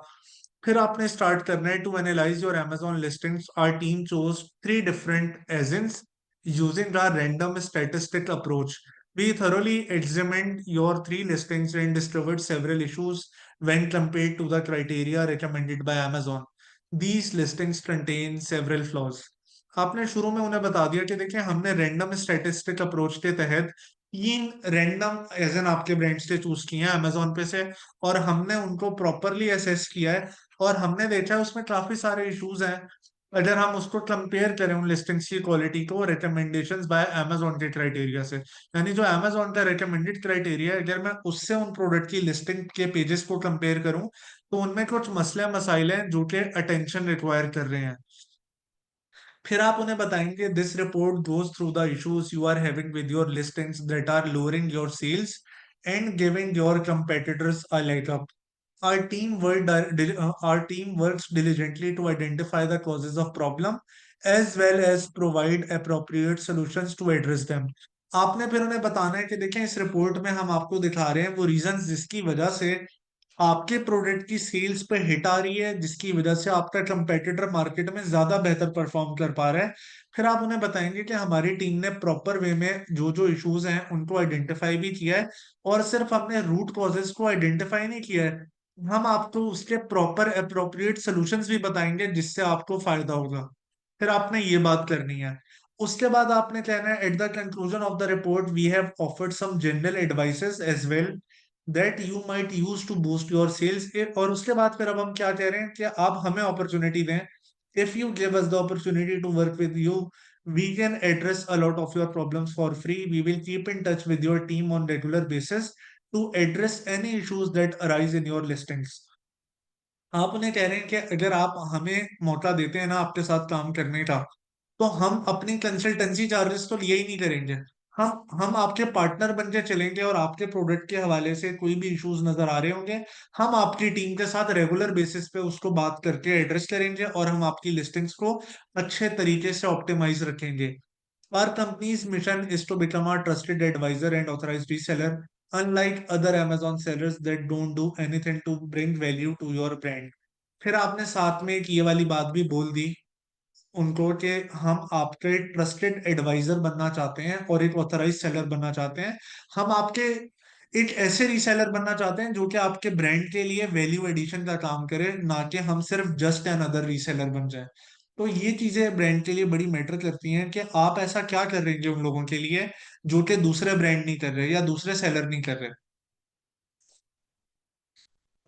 अच्छा, अब एक ब्रांड जो है उसको एजेंट्स तो जबानी नहीं पता होंगे ना, पर वो अपने प्रोडक्ट को आइडेंटिफाई करेगा प्रोडक्ट की पिक्चर से। अब आपके सामने यहाँ पे मैंने 2 से 3 प्रोडक्ट लिए हैं, लेट सपोज मैं नंबर 2 वाला प्रोडक्ट ले लेता हूँ और इसका एजन अमेजोन पे ओपन कर लेता हूँ ताकि मैं आपको दिखा सकूं कि लिस्टिंग में प्रॉब्लम्स हाईलाइट कैसे होते हैं। आपके सामने मैंने इस प्रोडक्ट का एजन यहाँ पे एंटर किया, और देखते हैं ये वाला प्रोडक्ट फिलहाल लिस्ट है नहीं हो रहा, क्योंकि काफी टाइम हो गया इस रिपोर्ट को। दूसरा प्रोडक्ट ले लेते हैं, लेट सपोज इनमें से कोई एक ना एक तो भी लिस्टिंग अवेलेबल होगी, क्योंकि रिपोर्ट मैंने तकरीबन कोई साल टाइम हो गया बनाए हुए इस वाली को ना। बहरहाल मैं एंटर करके आपको बताता हूँ चीजें। अब ये प्रोडक्ट है। हाँ जी। अब इसमें क्या मसले मसाइल हैं, किस तरह रिजॉल्व होने हैं, अब आप देखिएगा, मैं यहाँ पे वन बाय वन चीजों को हम एड्रेस करेंगे। मैं ये पहली वाली लिस्टिंग को इग्नोर करके दूसरी पे चले जाता हूँ ताकि आपको कंटेंट सेम है, सिर्फ समझाता हूँ आपको। अब ये वाला प्रोडक्ट है फॉर एग्जांपल हमारे पास, इसका एजन यही है ना, मैच कर लेते हैं। हाँ जी, TGN आ रहा है एंड में, देखते हैं ये वाला या दूसरा। 1 मिनट दीजिएगा, प्रोडक्ट आगे पीछे हो गया थोड़ा सा। लास्ट वाला है, चले एनीवेज। बल्कि छोड़े, मैं नंबर वन से स्टार्ट कर लेता हूँ ताकि आपको चीजें थोड़ी बेहतर और इजी हो जाए, रादर देन के कॉम्प्लिकेट हो जाए। वैसे इस लिस्टिंग को हम लोग ठीक करवा चुके हैं। जब ये रिपोर्ट बनी थी ना, तो ये लिस्टिंग ठीक नहीं थी। मैं आपको बताता हूँ इसमें हमने क्या क्या चीजें करवाई हैं। जिस टाइम पे रिपोर्ट बनी थी ना, उस टाइम पे आप देखें, पहले तो बिल्कुल ब्रांड को बेसिक इन्फॉर्मेशन दी है कि भाई ये वाला प्रोडक्ट है जिसकी हम बात कर रहे हैं आपसे, ये जो आपको एज इन हाईलाइट हुआ हुआ है इस पे बात हो रही है। और इसकी बेसिक बात ब्रांड को बताई है कि देखें इस पर्टिकुलर प्रोडक्ट का ये एज इन है अमेजोन पे। उसकी एवरेज 90 डेज की प्राइस 11.3 चल रही है, उसकी एवरेज सेल्स कितनी चल रही है, एवरेज बीएसआर कितना है, उसके एक्टिव सेलर्स कितने हैं, उसकी रिव्यू रेटिंग इमेजेस कितनी है। अब ये चीजें हमें कैसे पता चलेंगी? आप सिंपली एवरेज प्राइस आप अपनी कीपा या बायबोट प्रो से देख सकते हैं। एवरेज सेल आपको 30 डेज की हीलियम 10 बता देता है। एवरेज बीएसआर भी आपको मिल जाता है। एक मिनट, जब ये हैंड रेस बाद में कीजिएगा, जब टाइम में दूंगा आप लोगों को। एनीवेज, फिलहाल यहाँ पर मेन बात अभी हम कर लेते हैं। अच्छा, इसके बाद एक्टिव सेलर्स कितने हैं, हमने सेलर लिस्ट में जाके सिंपली अमेजोन के पेज पे देखा है यहाँ पे कि कितने सेलर्स बेच रहे हैं। इस तरह से आपने सिंपली ये टेबल बना लेना है। टेबल बनाना कोई मुश्किल काम नहीं होता है। ये सिंपल आपका माइक्रोसॉफ्ट वर्ड है, आप इंसर्ट में जाके यहाँ पे टेबल ऐड कर सकते हैं। ठीक है, जैसा टेबल आप बनाना चाहें आप यहाँ पे बना सकते हैं, और इसमें डेटा एंटर करना कोई मुश्किल काम नहीं है। ये नॉर्मल बेसिक लेवल की कंप्यूटर की चीजें हैं जो ऑब्वियसली प्रीलिमिनरी आनी चाहिए पहले से। एडवांस लेवल के कोर्सेज में आने से पहले ये चीजें सबको आनी चाहिए। अच्छा, ये वाली बात होगी। फिर अब आप यहाँ पे देखें, मैंने amazon की रिकमेंडेशन और क्राइटेरिया बता दिया है। हमने किन फैक्टर्स की बेसिस पे कहना होता है कि हाँ ये लिस्टिंग अच्छी है कि नहीं। उस प्रोडक्ट का टाइटल कैसा लिखा हुआ है, उसका डिस्क्रिप्शन कैसा लिखा हुआ है, उसकी नंबर ऑफ इमेजेस कितनी है, उसमें बुलेट पॉइंट्स वगैरह कितने हैं। इन चीजों से फर्क पड़ता है। ये चीजें पता कैसे चलती हैं? ये प्रोडक्ट पेज है ना, तो ये इसका टाइटल है। हमने अमेजोन की रिकमेंडेशन से इसको कंपेयर करना है। इसके बाद ही नीचे अगर आप देखें, ये सारा जो है ये प्रोडक्ट डिटेल जो है इसकी, सॉरी एक मिनट, ये इसका प्रोडक्ट का डिस्क्रिप्शन है जिसको मैंने हाईलाइट किया। ये हमें अमेजोन की गाइडलाइन से कंपेयर करना है। यहाँ पे इमेजेस आप देख लें कितनी डली हुई है। ये बेसिकली ये इमेजेस हमने अमेजोन की गाइडलाइन के लिहाज से ट्रेस करनी है। और अमेजोन की गाइडलाइन क्या है, ये आपके सामने लिखी हुई है। अमेजोन कहता है कि जो प्रोडक्ट का टाइटल है ना, इसमें 100 से लेकर 200 कैरेक्टर होने चाहिए। आपने सिंपली प्रोडक्ट का टाइटल लिया, अब ये लिखा है ना क्रेओला बाथ लिखा है, आपने यूं शुरू कर देना 1 2 3 4 5 6 7 8 9 10 11 12 13, यानी आपने पूरे अल्फाबेट्स टाइटल के काउंट करने हैं। और आपने देख लेना है कि क्या ये 100 से 200 की रेंज में है। अगर इस रेंज में मौजूद है तो आपने कह दिया कि ठीक है, कोई मसला नहीं है। अगर आपने देखा कि हमारी रिकमेंडेशंस से आउट है, फॉर एग्जांपल टाइटल कम लिखा हुआ है या ज्यादा लिखा हुआ है, तो फिर आपने उन्हें एड्रेस करना है कि देखें आपने टाइटल थोड़ा सा ज्यादा लेंदी लिख दिया, इसको थोड़ा सा शॉर्ट करने की जरूरत है। किसी ने बहुत शॉर्ट टाइटल लिखा हुआ है तो आप उसको बता सकते हैं कि आपका टाइटल जरूरत से ज्यादा शॉर्ट है, इसको थोड़ा सा प्रोलॉन्ग करने की जरूरत है, इसको थोड़ा सा मजीद इसमें कीवर्ड्स ऐड करने की जरूरत है। इसी तरह कैरेक्टर्स इन प्रोडक्ट डिस्क्रिप्शन, अगर अब आप यहाँ पे देखें, amazon की रिक्वायरमेंट है कि ये वाला जो टैब है ना, ये जो प्रोडक्ट डिस्क्रिप्शन है, साथ में इसको मिला के इतना हिस्सा, ये एटलीस्ट 1000 अल्फाबेट से ज्यादा होना चाहिए। यानी इसमें 1000 अल्फाबेट्स आने चाहिए एटलीस्ट। तो आपने इसको काउंट कर लेना है कि कितने अल्फाबेट्स हैं। सिंपली आपने अल्फाबेट्स काउंट करें और देख लिया कि क्या ये जो अमेजोन की रिकमेंडेशन है उससे ज्यादा है, ठीक है, या कम है। अगर अब जैसे इस सिनेरियो में ये कम थे तो यहाँ पे मैंने रेड कलर से क्रॉस डाल दिया कि ये एक इशू है जो रिजॉल्व होने वाला है। इसी तरह अमेजोन कहता है प्रोडक्ट पे आपकी इमेजेस मोर देन 7 होनी चाहिए।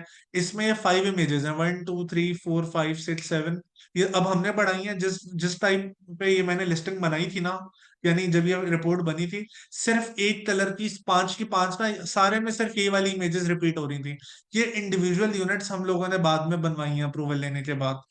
तो ये थोड़ा सा इस लिस्टिंग में इसलिए अब आपको इम्प्रूवमेंट नजर आ रही होगी। इसके बाद बुलेट पॉइंट अगर नहीं है तो बुलेट पॉइंट ऐड करें, जैसे इसमें पहले नहीं होते थे। अब हमने तकरीबन 5 के करीब बुलेट पॉइंट्स ऐड करें, एक एक पॉइंट यहाँ पे बताया कि भाई इसको बुलेट फॉर्म में लिखें। ये चीज बड़ी जरूरी होती है।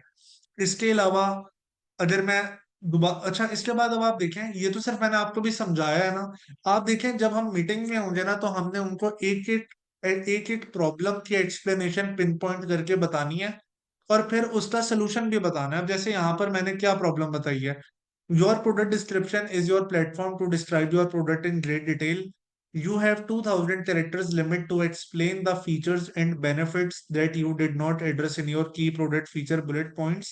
Think about what questions your customers may have and why they need your product as opposed to the competitive alternatives. If you do this well, you will make their purchase decision an obvious one. ये मैंने पहले solution बताया, explanation दिए कि भाई आपका देखें, बहुत ब्रीफ सा लिखा हुआ बड़ा शॉर्ट सा डिस्क्रिप्शन है, जबकि आपके पास 2000 कैरेक्टर्स तक की लिमिट है। तो इसको थोड़ा डिटेल में बताएं ताकि लोगों के लिए आसानी हो। अब आप ये देखें, मैंने इसका सोल्यूशन भी बताया।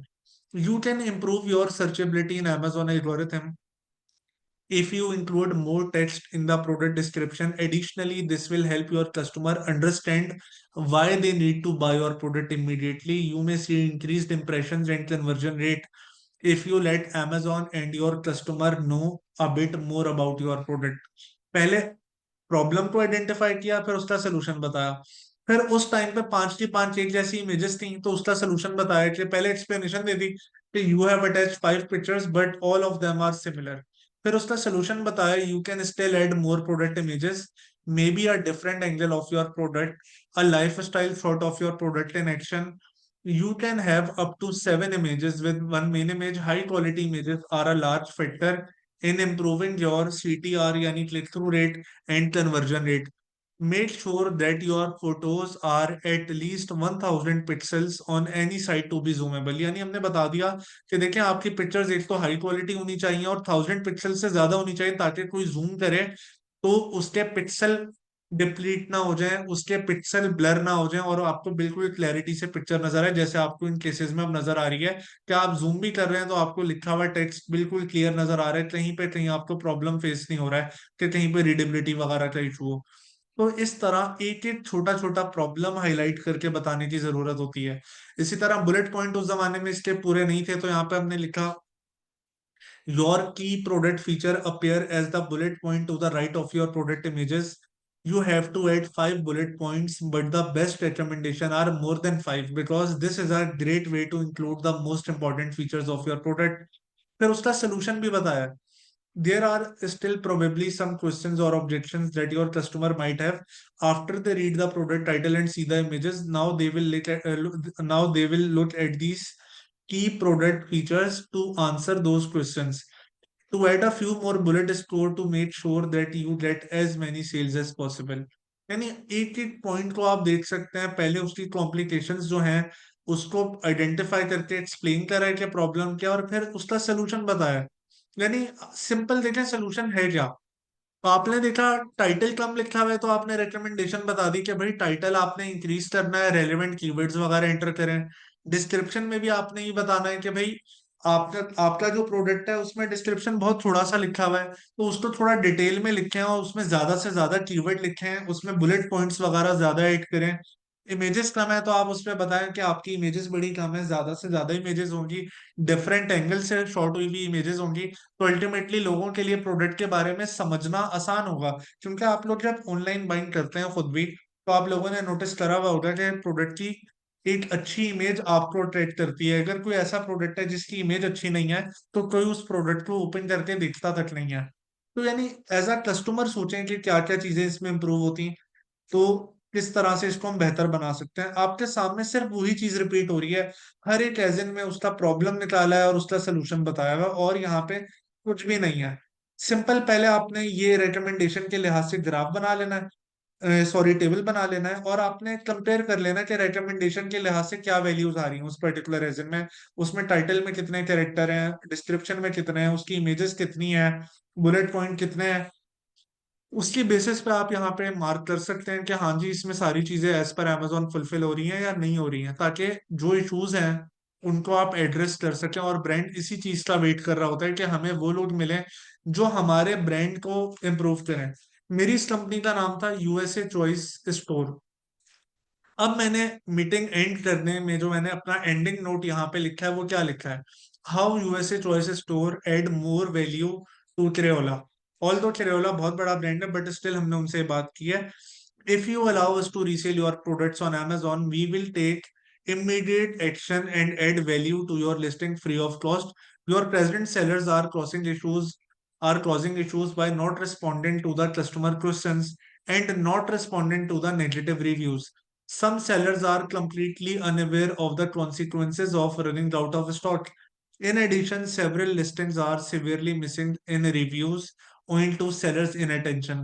यानी आपने फिर उसके स्क्रीनशॉट डाल दिए कि देखें, ये सेलर है, एक कस्टमर था जिसने आपको खाली 1 स्टार रेटिंग दी है, लेकिन इस कस्टमर को यानी सेटिस्फाई नहीं किया गया उस सेलर की तरफ से। उस सेलर को चाहिए था कि इस स्पेसिफिक बायर को अप्रोच करता, इसका मसला हल करता, ताकि अल्टीमेटली ये अपने नेगेटिव फीडबैक को पॉजिटिव में कन्वर्ट कर दे। इसी तरह यहाँ एक और एग्जांपल है कि भाई इसमें पेंसिल्स वगैरह स्टैटर्ड थी या फिर वो प्रॉपरली नहीं पैक हुआ हुआ था। तो यहाँ पे चाहिए था उस सेलर को कि वो इस ये जो भी ये फॉर एग्जांपल कस्टमर है अनीता सिम्पसन, इनसे राब्ता करके जो भी इशू है रिजॉल्व करते। फॉर एग्जांपल उनको एक additional free of cost package भिजवा दिया जाता, तो ये नेगेटिव फीडबैक ना आता। इस तरीके से छोटी छोटी बातें हैं, पर इनका ख्याल रखना पड़ता है। अगर आप ब्रांड को इन पे आमादा कर लेते हैं ना, ब्रांड आपको खुशी खुशी अप्रूवल देने को तैयार होता है। पर उन्हें रीसेलर नहीं चाहिए, उन्हें पार्टनर चाहिए जो उनके लिए अच्छा सोचे। इसी तरह यहाँ पे जैसे कह रहे हैं कि आपकी एक लिस्टिंग है, उसके ऊपर रिव्यूज बड़े कम है, 5 साल हो चुके हैं लेकिन सिर्फ 77 लोगों ने रेटिंग दी है। दैट मीन्स कि वो सेलर सेलर फीडबैक रिक्वेस्ट नहीं कर रहा। सेलर फीडबैक कैसे रिक्वेस्ट होता है ये तो मैंने आपको आने वाले दिनों में बताना है, लेकिन फिलहाल आप ये समझ लें, एक एक पॉइंट आप देखें हाईलाइट करा हुआ है। यहाँ पे मैंने ग्राफिकल इलस्ट्रेशन दी हुई है कि देखें बाय बॉट्स की लाइन बार बार ब्रेक हो रही है। आमतौर पे बाय बॉट्स की लाइन ब्रेक होने के दो ही रीजन होते हैं ना, या तो इन्वेंट्री अंडर इन्वेस्टिगेशन गई हुई है, या फिर वो सेलर आउट ऑफ स्टॉक जा रहा है। तो मैंने फिर यहाँ पे उन्हें बताया है, हमने यहाँ पे बताया है कि आपका जो बेसिकली प्रोडक्ट है उसमें sellers bar bar out of stock जा रहे हैं, जिसकी वजह से आपका बीएसआर प्रोडक्ट का डैमेज होता है। लेकिन अगर आप हमें अपना रीसेलर बनाएंगे तो हम इस चीज को इंश्योर करेंगे कि कंसिस्टेंटली हम आपकी लिस्टिंग्स को लाइव रखें, हमारी इन्वेंट्री हर टाइम पे वहां पे अवेलेबल रहे अमेजोन के वेयर हाउसेज में एक अच्छी क्वांटिटी के साथ, ताकि आपको आउट ऑफ स्टॉक वाला इशू ना फेस करना पड़े, आपकी लिस्टिंग डी रैंक ना हो जाए, उसका बीएसआर खराब ना हो जाए। ये कुछ बातें हैं जो जो हमें करनी पड़ती हैं। और साथ ही साथ एंडिंग नोट में आप ब्रांड को ट्रस्ट ट्रस्ट में लेने के लिए कह सकते हैं, all of the four mentioned analysis was done with the help of commercial softwares by our Amazon expert team. We guarantee that these figures are correct and comparable. यानी आप कह सकते हैं कि ये बोगस डेटा नहीं है, आप किसी भी बंदे को चेक करवा सकते हैं, हमने प्रॉपर रिसर्च की बेसिस पे डेटा बनाया है और आपको हमने ये प्रेजेंट किया है। इस रिपोर्ट को देख के आप, ये रिपोर्ट मैं अभी आपसे शेयर भी करूंगा, इस रिपोर्ट को देख के आपको आइडिया हो गया होगा कि हम जो ब्रांड को कहते हैं ना कि हम आपसे जूम मीटिंग कर लेंगे लेकिन 10-12 दिन में, इसलिए क्योंकि इस तरह की पूरी रिपोर्ट रिसर्च करके बनाने में 3 से 4 दिन की भी बनाए ना, 1 हफ्ता आराम से लग जाता है, इतना टाइम लगता है रिपोर्ट बनाने में। तो ये कुछ चीजें हैं। अगर अब आप खुद सोचें, लोगों ने क्या क्या सोचा हुआ है ब्रांड अप्रूवल के, सिंपल एक कॉल करेंगे ईमेल करेंगे और अप्रूवल मिल जाएगा, जबकि एक अप्रूवल का इतना ये प्रॉपर एक रूट होता है। ऐसा नहीं है कि रातों रात अप्रूवल मिल जाता है, क्योंकि अप्रूवल आपको मिल जाए ना तो सालों की गेम होती है, कई कई साल फिर आप आराम से उस ब्रांड की लिस्टिंग्स बेच पा रहे होते हैं डायरेक्टली प्रोक्योर करके। लेकिन उसके लिए एफर्ट्स भी है। और आज आपको आइडिया ये भी हो गया होगा कि ब्रांड अप्रूवल क्यों नहीं मिलता, क्योंकि कितने ही लोग ऐसे हैं जो कि इतनी एफर्ट करते हैं ब्रांड के लिए, कोई भी नहीं करते। सिंपल ईमेल या फोन पे बात करके कहते हैं कि ब्रांड अप्रूवल नहीं मिला, इतनी स्ट्रगल करता ही नहीं है कोई। अगर आप इस स्ट्रगल को प्रॉपर वे में करें ना, आपको आसानी से ब्रांड अप्रूवल मिल सकता है। लेकिन जो इसमें टाइम लगता है वो तो लगता है अपनी जगह। अच्छा, मुझे प्लीज चैट पे कंफर्म करें, रिपोर्ट कैसे दिखती है, वर्ड फाइल पे बनानी है सिंपली, आसान है, कंटेंट किस तरह कंपेयर करना है, इस पे कोई कंफ्यूजन किसी को तो प्लीज मुझे चैट पे बताइए। ये रिपोर्ट मैं शेयर भी करूंगा ताकि अमेजोन का जो क्राइटेरिया है वो भी आप लोगों के सामने हो। अच्छा, अब आप लोगों ने करना क्या है, आपने अपनी मर्जी से कोई से भी 3 एजन उठाने हैं, कोई से भी 3 एजन, और उनको अमेजोन की ये जो रिकमेंडेड क्राइटेरिया है ना, ये जो क्राइटेरिया भी आपके सामने है, इस क्राइटेरिया की बेसिस पे आपने किसी भी रैंडम 3 एजेंट्स की रिपोर्ट बना के मुझे चेक करवानी है, ताकि मैं देख के आपको बताऊं कि आपने क्या सही तरीके से रिपोर्ट बनाई है क्योंकि कल को आपने ब्रांड के सामने बैठना है तो वहां पे तो एरर का चांस नहीं होना चाहिए। अभी गलत रिपोर्ट बनाएं, गलतियां करें, दैट इज फाइन, अभी लर्निंग स्टेज है। लेकिन कल को जब ब्रांड के साथ जूम मीटिंग वगैरह होगी ना, तो वहां पे चीजें बड़ी प्रोफेशनली मैनेज करनी है। दूसरा मैं बताता चलूं आपको एक बात, ये जो ब्रांड से आपकी जो भी जूम पे मीटिंग्स होती हैं ना, ये यूएस के या जिस भी मार्केट के रिप्रेजेंटेटिव से आप बात कर रहे हैं, ऑस्ट्रेलिया का आपका काम है तो ऑस्ट्रेलियन ऑस्ट्रेलियन मार्केट के टाइम जोन को फॉलो करना है। यूएस में काम कर रहे हैं तो यूएस के टाइम जोन फॉलो करें, यूरोप का कर रहे हैं तो यूरोपियन टाइम जोन को देखें। उन स्पेसिफिक कंट्री के टाइम जोन फॉलो करने हैं। दूसरी बात, कैमरा आपका ओपन होता है, तो जब आपकी जूम मीटिंग होती है तो इस चीज को मेक श्योर करें कि या तो आपके घर पे एक प्रॉपर प्रोफेशनल सेटअप बना हुआ हो जिसपे ऐसे लगे कि हाँ आप तैयार होके ऑफिस में बैठे हुए हैं। अगर नहीं है तो आजकल हर जगह अच्छी कोवर्किंग स्पेसेस हैं, कोई कोवर्किंग स्पेस हायर करें, वहां पे प्रोफेशनली तैयार होके जाके आपने वो जो है अपना बेसिकली जूम मीटिंग करनी है। ये नहीं होना चाहिए कि पीछे बेडरूम नजर आ रहा है, पीछे से किसी की आवाज आ रही है, इस तरह का कोई चक्कर नहीं होना चाहिए। बिल्कुल एक प्रोफेशनल एनवायरनमेंट क्रिएट करके जूम मीटिंग होना जरूरी है। और अगर आप इन चीजों को प्रॉपरली फॉलो कर लेते हैं ना, तो यकीन माने ब्रांड अप्रूवल इतना मुश्किल नहीं है जितनी जितना लोगों ने इसको हवा बना दिया है। It's all about the right implementation. लोग प्रॉपर इम्प्लीमेंटेशन ही नहीं करते, जिसकी वजह से उन्हें फिर वो रिजल्ट अचीव नहीं हो पा रहे होते। बाकी मैं आपको बताता चलूं, मैंने फिलहाल इन्वेंट्री ऑर्डर करी हुई है। अगर इस हफ्ते में इन्वेंट्री डिलीवर हो जाती है तो इंशाल्लाह मैं लाइव लॉन्च में आपके सामने लाइव शिपमेंट प्लान बना के आपको दिखाऊंगा कि एक्चुअल में इन्वेंट्री एक थर्ड पार्टी वेयर हाउस से अमेजोन कैसे भेजी जाती है, एक वेयर हाउस की क्या जिम्मेदारियां होती हैं, वो सब चीजें हमने डिस्कस करनी है। बस एक दफा इन्वेंट्री मेरे वेयर हाउस डिलीवर हो जाए ताकि मैं फिर आपको फर्दर इस पे चीजें बता सकूं। अब आप में से किसी के जहन में कोई भी सवाल है तो आप one by one hand raise कर लीजिए, मैं वन बाय वन आपको इस पे आंसर करता हूँ। जी साविश भाई आप बताइए। जी, आपको मेरी आवाज़ आ रही है? जी जी बताइए। जी, अस्सलाम वालेकुम। अ, वालेकुम मेरा सलाम जी बताइए। क्वेश्चन ये है कि लिंक्डइन पे जो प्रोफाइल बनेगी, वो बिजनेस की प्रोफाइल पर बनेगी, तो उस पे बिजनेस एड्रेस और उसका नाम होगा, या उस पे मैं अपना दूंगा सिटी जहाँ पे मैं रह रहा हूँ? अपना नाम आप देंगे और रेजिडेंस तो आपकी कहीं भी हो सकती है ना, जी जी। तो जी, आपका क्योंकि जो एड्रेस है रेजिडेंस का आ जाएगा और नाम भी आप ही का होगा। बस कंपनी आप अपनी शो कर रहे होंगे। कंपनी का मैं शो करूंगा कि मैं बिजनेस डेवलपमेंट मैनेजर हूँ अपनी कंपनी का, नहीं ऐसे लिख नहीं दूं नहीं नहीं टाइटल? नहीं, तावेज भाई अगर आप किसी और के लिए काम कर रहे हैं तो किसी और की कंपनी का आप बिजनेस डेवलपमेंट मैनेजर है ना। अगर आप अपनी कंपनी का के ऊपर कर रहे हैं काम तो फिर तो आप सीईओ कहलाएंगे ना। सीईओ? अच्छा, जी। ठीक है।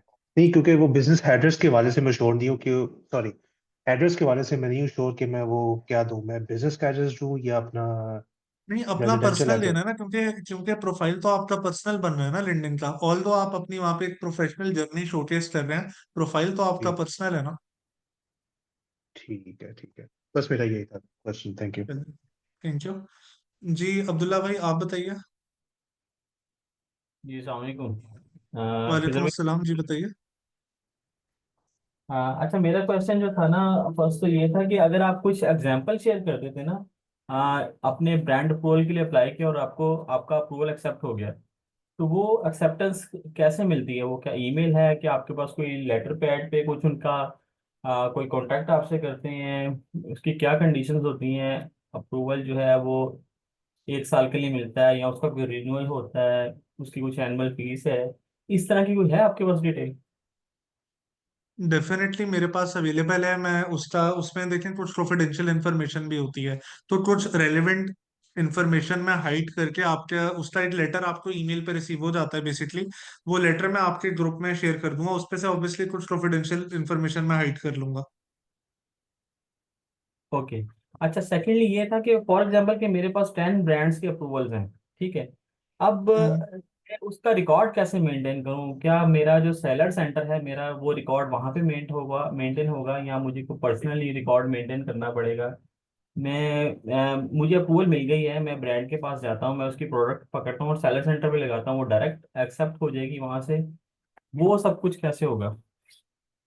देखें, पहली बात यह है कि जहां तक बात है सेलर सेंट्रल में लिस्ट करने की, तो सेलर सेंट्रल में लिस्टिंग तो पिछली क्लास में मैंने बताई है कि आपने प्रोडक्ट कैसे मीटू करके देखना होता है, इनवॉइस वगैरह कैसे अपलोड होती है, तो वही तरीका है।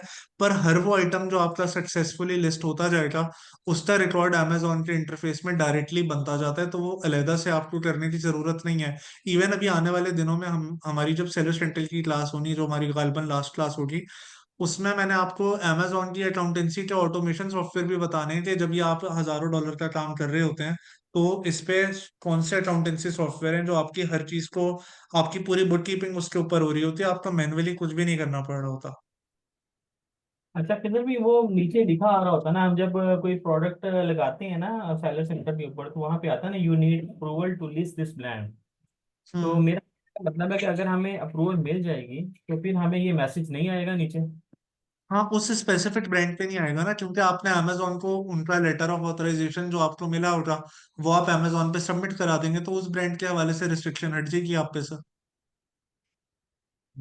अच्छा, एक और चीज़ है कि सेलर सेंटर में जब हम एक टैब है ना कैटलॉग का, वहां पर जाते हैं तो वहां पे लिखा आ रहा होता है व्यू सेलिंग एप्लीकेशंस। वहां पे वहां पे भी कुछ समटाइम ऐसा लिखा आता है कि ब्रांड के आगे अप्रूव लिखा आ जाता है। तो क्या ये वही अप्रूव है जो ब्रांड अप्रूवल दे देता है, तो उसके बाद ये टैग ड्राफ्ट से ब्रांड में चेंज हो जाता है? बेसिकली वहां पे अप्रूव का मतलब यही होता है कि ये वो ब्रांड है, या तो वो अनरेटेड ब्रांड होगा, या फिर अगर आपने ब्रांड का ऑथराइजेशन लेटर या इनवॉइस वहां पे सबमिट करी और उसने अप्रूव कर दिया, तो वो अप्रूव हो गया अमेजोन के इंटरफेस पे। दैट मीन्स कि फिर उस स्पेसिफिक ब्रांड के जितने भी प्रोडक्ट हैं, वो आप अमेजोन पे बेफिक्री के साथ सेल कर सकते हैं। यानी आपका मतलब है अगर मैं इनवॉइस अपलोड कर दूं तो उसके बाद भी मुझे अप्रूवल मिल गया, तो मीन के मुझे फर्दर अप्रूवल की जरूरत नहीं है? हाँ जी, यही चीज है। लेकिन ये जो ब्रांड अप्रूवल वाली जो आज वाली मेहनत बताई है ना, ये उस सिनेरियो के लिए कि आप अपनी इन्वेंट्री डायरेक्ट ब्रांड से परचेज भी कर सकें बल्क में डिस्काउंटेड रेट पे। वरना वो वाला काम जो है, जो सिंपल इनवॉइस वाला, वो तो डिस्ट्रीब्यूटर रूट है ना, कि आपने डिस्ट्रीब्यूटर से इन्वेंट्री खरीदी, आपको इनवॉइस प्रोवाइड करी और अमेजोन पे बेचना शुरू कर दिया। लेकिन एक डिस्ट्रीब्यूटर जो आपको रेट दे रहा है, या फिर जो एक डायरेक्ट ब्रांड दे रहा है, उसमें तो फर्क होना है ना। ब्रांड तो आपको सबसे बेस्ट पॉसिबल प्राइस दे सकता है। और दूसरी बात, जब आप ब्रांड के साथ काम करते हैं, तो कभी भी आपको ऑथेंटिसिटी की टेंशन ही नहीं होती कि भाई यार, वरना सप्लायर की तो स्क्रूटनी करनी पड़ती है ना, ब्रांड की तो नहीं करनी पड़ती। तो इसलिए अल्टीमेट लॉन्ग टर्म गोल हमारा ब्रांड अप्रूवल ही होता है। Thank you, thank you. Clear है? जी मिस मरियम, आप बताइए। अस्सलाम वालेकुम सर। वालेकुम अस्सलाम, जी बताइए। सर मैंने ये पूछना है कि जब हमने ब्रांड अप्रूवल के लिए राब्ता करना है तो लिंक्डइन से एज अ मैनेजर बात करना लाइक सही होगा या फिर सीईओ और डायरेक्ट उसकी प्रोफाइल बने? वो ज़्यादा। डिपेंड्स। अगर आपका अपना प्रोफाइल है, अपनी कंपनी के ओनर है आप, तो फिर आप एज अ सीईओ करें, तो अगला बंदा आपको और अच्छा रिस्पॉन्स देगा। अगर आपकी जाती कंपनी नहीं है, आप अपने क्लाइंट के लिए काम कर रहे हैं, तो फिर आपको जाहिर है बिजनेस डेवलपमेंट मैनेजर या सीनियर वाइस प्रेसिडेंट या जो भी डेजिग्नेशन आपको यूज करने के लिए अलाउ किया है आपके क्लाइंट ने, फिर आपको वो यूज करना है। लेकिन अगर आप पर्सनल कैपेसिटी की बात करें कि मैं एक कंपनी ओनर हूं, तो फिर तो आप उसके सीईओ है ना, फिर तो आपने सीईओ ही लिखना है। ओके सर, और दूसरा मैंने ये पूछना था कि अमेज़ोन पे मोस्टली प्रोडक्ट्स मैंने जितने देखे हैं ना, उसमें अमेज़ोन ऑस्ट्रेलिया लाजमी मतलब एज अ सेलर है।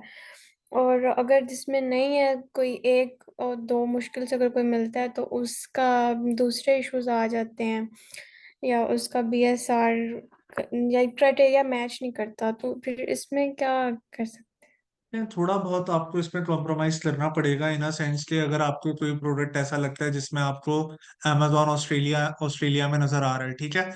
लेकिन हैं? अगर वो प्रोडक्ट ऐसा है जिसकी बाकी चीजें ठीक हैं, और आपको लगता है कि मैं एक अच्छे रेट पे खरीद लेंगे आप, फॉर एग्जांपल, और आप अमेजोन से प्राइस पे compete कर लेंगी, तो फिर भी उस प्रोडक्ट को सेलेक्ट किया जा सकता है ऑस्ट्रेलियन मार्केट में। ओके, मतलब इस चीज़ को कर सकते हैं कंसिडर हाँ, अगर थोड़ा है। बहुत कर सकते हैं, यानी ये कोई बिल्कुल ऐसा नहीं है कि बिल्कुल ही नहीं कर सकते, थोड़ा बहुत कर सकते हैं। मैंने जितने भी प्रोडक्ट्स सेंड किए ना Amazon Australia as a seller, उसमें लाजमी बैठा ही हुआ है, कोई मुश्किल से कोई एक दो प्रोडक्ट्स मुझे सिर्फ मिले हैं। ऑस्ट्रेलियन मार्केट भी तो बहुत छोटी है ना, वहां पे प्रॉब्लम ये है, और अमेजोन के लिए वहां पे डोमिनेट करना आसान हुआ है कंपैरेटिवली। बट स्टिल आपको वहां पे सेल का चांस जरूर मिलेगा, क्योंकि पता है क्या है, शुरू में जहन में होता है सिर्फ और सिर्फ कि इसके बहुत कॉम्प्लिकेशंस हैं, पर एक्चुअल में जब आपकी इन्वेंट्री लाइव होती है ना तो निकल जाती है फिर। ओके सर, ठीक थैंक है, यू। Thank you. जी जहां से भाई आप बताइए। सलाम सर, मेरी आवाज आ रही है? वालेकुम सलाम, जी जी बताइए। जी जी जी। सर, सवाल मेरा ये है कि सर अगर मिनिमल इन्वेस्टमेंट हो $5,000 जैसे आप कह रहे थे, तो सर उस बेसिस पे जो है वो ब्रांड अप्रूवल मिल सकता है या नहीं मिल सकता सर? 5000 $7000 की रेंज में आपने डिस्ट्रीब्यूटर्स के साथ ही काम करना है। ये वाली स्ट्रेटेजी उनके लिए जिनका बजट $10,000 से ज्यादा है, या फिर किसी को कोई क्लाइंट मिलता है और वो क्लाइंट उसका कहता है कि भाई आप हमें ब्रांड अप्रूवल लिखे दें, तो ये उनके लिए है। ठीक है सर। सर दूसरा सवाल ये है, सर याद है जब प्रोडक्ट एनालिसिस जब आप करवा रहे थे, तो सर आप एज एक बिजनेस डेवलपमेंट मैनेजर कोई था, कुछ उसके नाम पे आपने मेरे ख्याल से शायद सप्लायर को ईमेल की थी। तो सर वो जो ईमेल है। अगर जी जी सर, वो ईमेल जो कर रहे थे वहां पे आप, तो सर अगर जब हम एज अ ब्रांड हंटिंग कर रहे हैं तो हम ईमेल क्यों नहीं कर सकते? क्यों हम लिंक्डइन की तरफ जाते हैं? देखें, ईमेल तो आपने पहले करनी है, पहले आपने ईमेल ही करनी है, उसके बाद लिंक्डइन अच्छा, की तरफ आ जाना है। देखें कुछ ईमेल भी चीजें एज अ ना, सीईओ ही होगी सर? हाँ एज अ सीईओ कर लें भले, अगर आप ब्रांड से ठीक डायरेक्ट है। बात करने की बात कर रहे हैं, लेकिन आप देखें एक चीज समझें अच्छा। कि दुनिया में ना हर जगह कुछ चीजें ऐसी हैं। पाकिस्तान तो ऐसे ही बिला वजह बदनाम है, लेकिन आप मुझे एक बात बताएं कि लेट जी सपोज गवर्नमेंट में आप, लेट सपोज एक सिनेरियो है, आप अपनी जिंदगी भर गवर्नमेंट जॉब करते हैं और आपके रिटायरमेंट का टाइम आता है, आपको लगता है कि एजीपीआर वगैरह या किसी भी इदारे में आराम से आपके सारे पेंशन वगैरह सब बहाल हो जाएगी, या आपको वहां पे रिसोर्स चाहिए होंगे? चाहिए तो होंगे सर। चाहिए होंगे, या फिर उनका मुंह बोला पैसा देना पड़ेगा, ऐसा ही है ना? जी। तो यही वाली बात इवन ब्रांड्स में भी कुछ हद तक आ रही होती है कि ब्रांड्स के अंदर जो कंपनी पॉलिसी होती है ना, उस कंपनी पॉलिसी को बाईपास करवाने में आपको सिर्फ वहां के एग्जीक्यूटिव या जो की डिसीजन मेकर है ना, वही हेल्प आउट कर सकते हैं। क्योंकि कंपनी पॉलिसी कहती है फिलहाल हम किसी को अलाउ नहीं कर रहे, लेकिन वहां का कोई की डिसीजन मेकर आपका जानने वाला है, और वो अगर वहां पे अपने जूनियर्स को कह देता है कि ये मेरे रेफरेंस से है, इसको आपने राइट। एंटरटेन करना है, तो अगला ना नहीं कर सकता फिर उसे। सिर्फ ये वाली बात है। ठीक है sir, thank you so much sir. ठीक है। चले। जी अब्दुल्ला भाई आप बताइए। श्रीधर भी इस टाइम मेरे सामने ना सेलर सेंटर का अकाउंट ओपन है, और मेरे सेलर सेंटर के अकाउंट में क्रेओला के सामने अप्रूव लिखा आ रहा है। तो इसका मतलब है इट मैं मीन्स आपको, आप आप amazon पे डायरेक्टली बेच सकते हैं क्रेओला के प्रोडक्ट, इसका ये मतलब है। लेकिन अगर आपने डायरेक्ट ब्रांड से भी अप्रूवल लेना है कि ब्रांड आपको सबसे अच्छे रेट पे इन्वेंट्री दे, तो उसके लिए ब्रांड को कन्विंस करना पड़ेगा। वरना आप इसके जो डिस्ट्रीब्यूटर हैं जैसे नोशन मार्केटिंग है, शेफर है, वहां से सिंपली इन्वेंट्री खरीद के बेच सकता। ठीक है, इट्स मीन कि ये मेरे पास ब्रांड का अप्रूवल नहीं है। मैं अगर प्रोडक्ट लगाऊंगा तो मुझे मैं अमेजोन ऑब्जेक्शन नहीं कोई लेगा। हाँ जी, यानी आप amazon पे बेच सकते हैं, लेकिन इसका ये मतलब नहीं है कि आप, ब्रांड आपको डायरेक्टली सेलिंग नहीं कर रहा, आप डिस्ट्रीब्यूटर से लेके जरूर amazon पे बेच सकते हैं, इसका ये मतलब है। हाँ ठीक है। अच्छा फिर भी मेरा एक और ना जर्नल क्वेश्चन था, वो जरा टॉपिक से हटके है। बस मैं ये पूछना चाहता था कि अगर कोई अमेजोन के साथ बिजनेस कर रहा है और उसकी टोटल इन्वेस्टमेंट लाइक 7,000 $8,000 तक है, तो उस पे जो है वो टर्नओवर यानी उसको इन्वेस्टमेंट पे रिटर्न कितना परसेंट प्रॉफिट मिल सकता है? कुछ आप हमें रफ एक आइडिया दे सकते हैं? ठीक है, ये मैंने पहली क्लास में भी बताया था कि इस रेंज में आमतौर पे 10 to 15% की रेंज में नेट प्रॉफिट रहता है। ROI आप कह लें 20-25% तक कर लें, 20% रखें। मैं कहता हूँ एक्सपेक्टेशन थोड़ी कम रखें, उससे ऊपर अचीव हो जाए तो अच्छी बात है। तो अगर इसको बढ़ाना हो तो फिर हम क्या? इन्वेस्टमेंट बढ़ाएं फिर। देखें, या एक सिंपल सी बात समझे ना अब्दुल्ला भाई, मैं एक डिस्ट्रीब्यूटर के पास जाता हूँ, मैं कहता हूँ मैं आपसे $5,000 की इन्वेंट्री लेने आया हूँ, मेरे साथ ही एक बंदा आता है उसी डिस्ट्रीब्यूटर को कहता है मैं आपसे $50,000 की इन्वेंट्री लेने आया हूँ, क्या वो डिस्ट्रीब्यूटर हम दोनों को सेम प्राइस पे इन्वेंट्री बेचेगा? ठीक है, ऐसा नहीं है। उसको वो डिस्काउंट देगा, मुझे नहीं देगा। तो हमेशा जो बड़ा इन्वेस्टर होता है ना, वो एक एडवांटेज पे होता है क्योंकि उसकी परचेजिंग पावर ज्यादा होती है। वो आसानी से कंपैरेटिवली दूसरों को कन्विंस कर लेता है वो जो कहा जाता है ना कहीं पैसा चलता है, तो वो चीजें नजर आती हैं होते हुए। अच्छा, अगर इन केस में अगर नॉर्मल रेंज में प्रोडक्ट्स निकल रही हैं, आप प्रोडक्ट लगा रहे हैं, प्रोडक्ट निकल रही हैं, तो फिर हम 10 to 15% रखें मार्जिन अपना? हाँ जी, इतना तो बनता है, इतना तो आराम से बनता है, इतना तो बनना चाहिए। अगर इतना नहीं बन रहा तो फिर कोई गलती कर रहे हैं आप। और पीएल में इसका मार्जिन ज्यादा रहता है? पीएल में मार्केटिंग वगैरह होती है, में अच्छा खासा खर्चा है। जरूरी भी नहीं है कि, जरूरी ही नहीं है बल्कि मैं ये कहूंगा कि उसमें कुछ प्रॉफिट आए भी। चलिए ठीक है, thank you for suggestion, thank ठीक यू। है, थैंक यू। देखिए, हम बिजनेस मॉडल सब में पोटेंशियल है, लेकिन it's all about investment. PL एक रिस्की बिजनेस मॉडल है। ऑब्वियसली 25-30 हजार डॉलर आप एक ब्रांड पे लगा रहे हैं जो कि बनाए ही आपने हैं।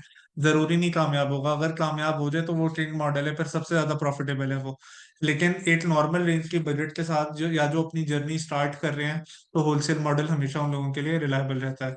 बाकी आप लोगों को असाइनमेंट का टास्क भी मैं बता चुका हूँ, रिकॉर्डिंग और स्लाइड्स आपको भी मिल जाएंगी।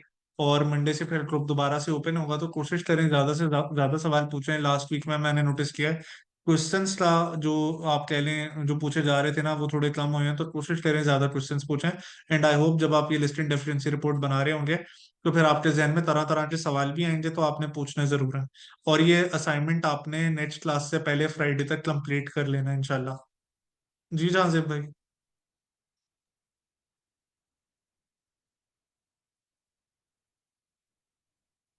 जी जाजिब भाई, आपने हैंड रेस किया है। जी सर, मेरी आवाज आ रही है?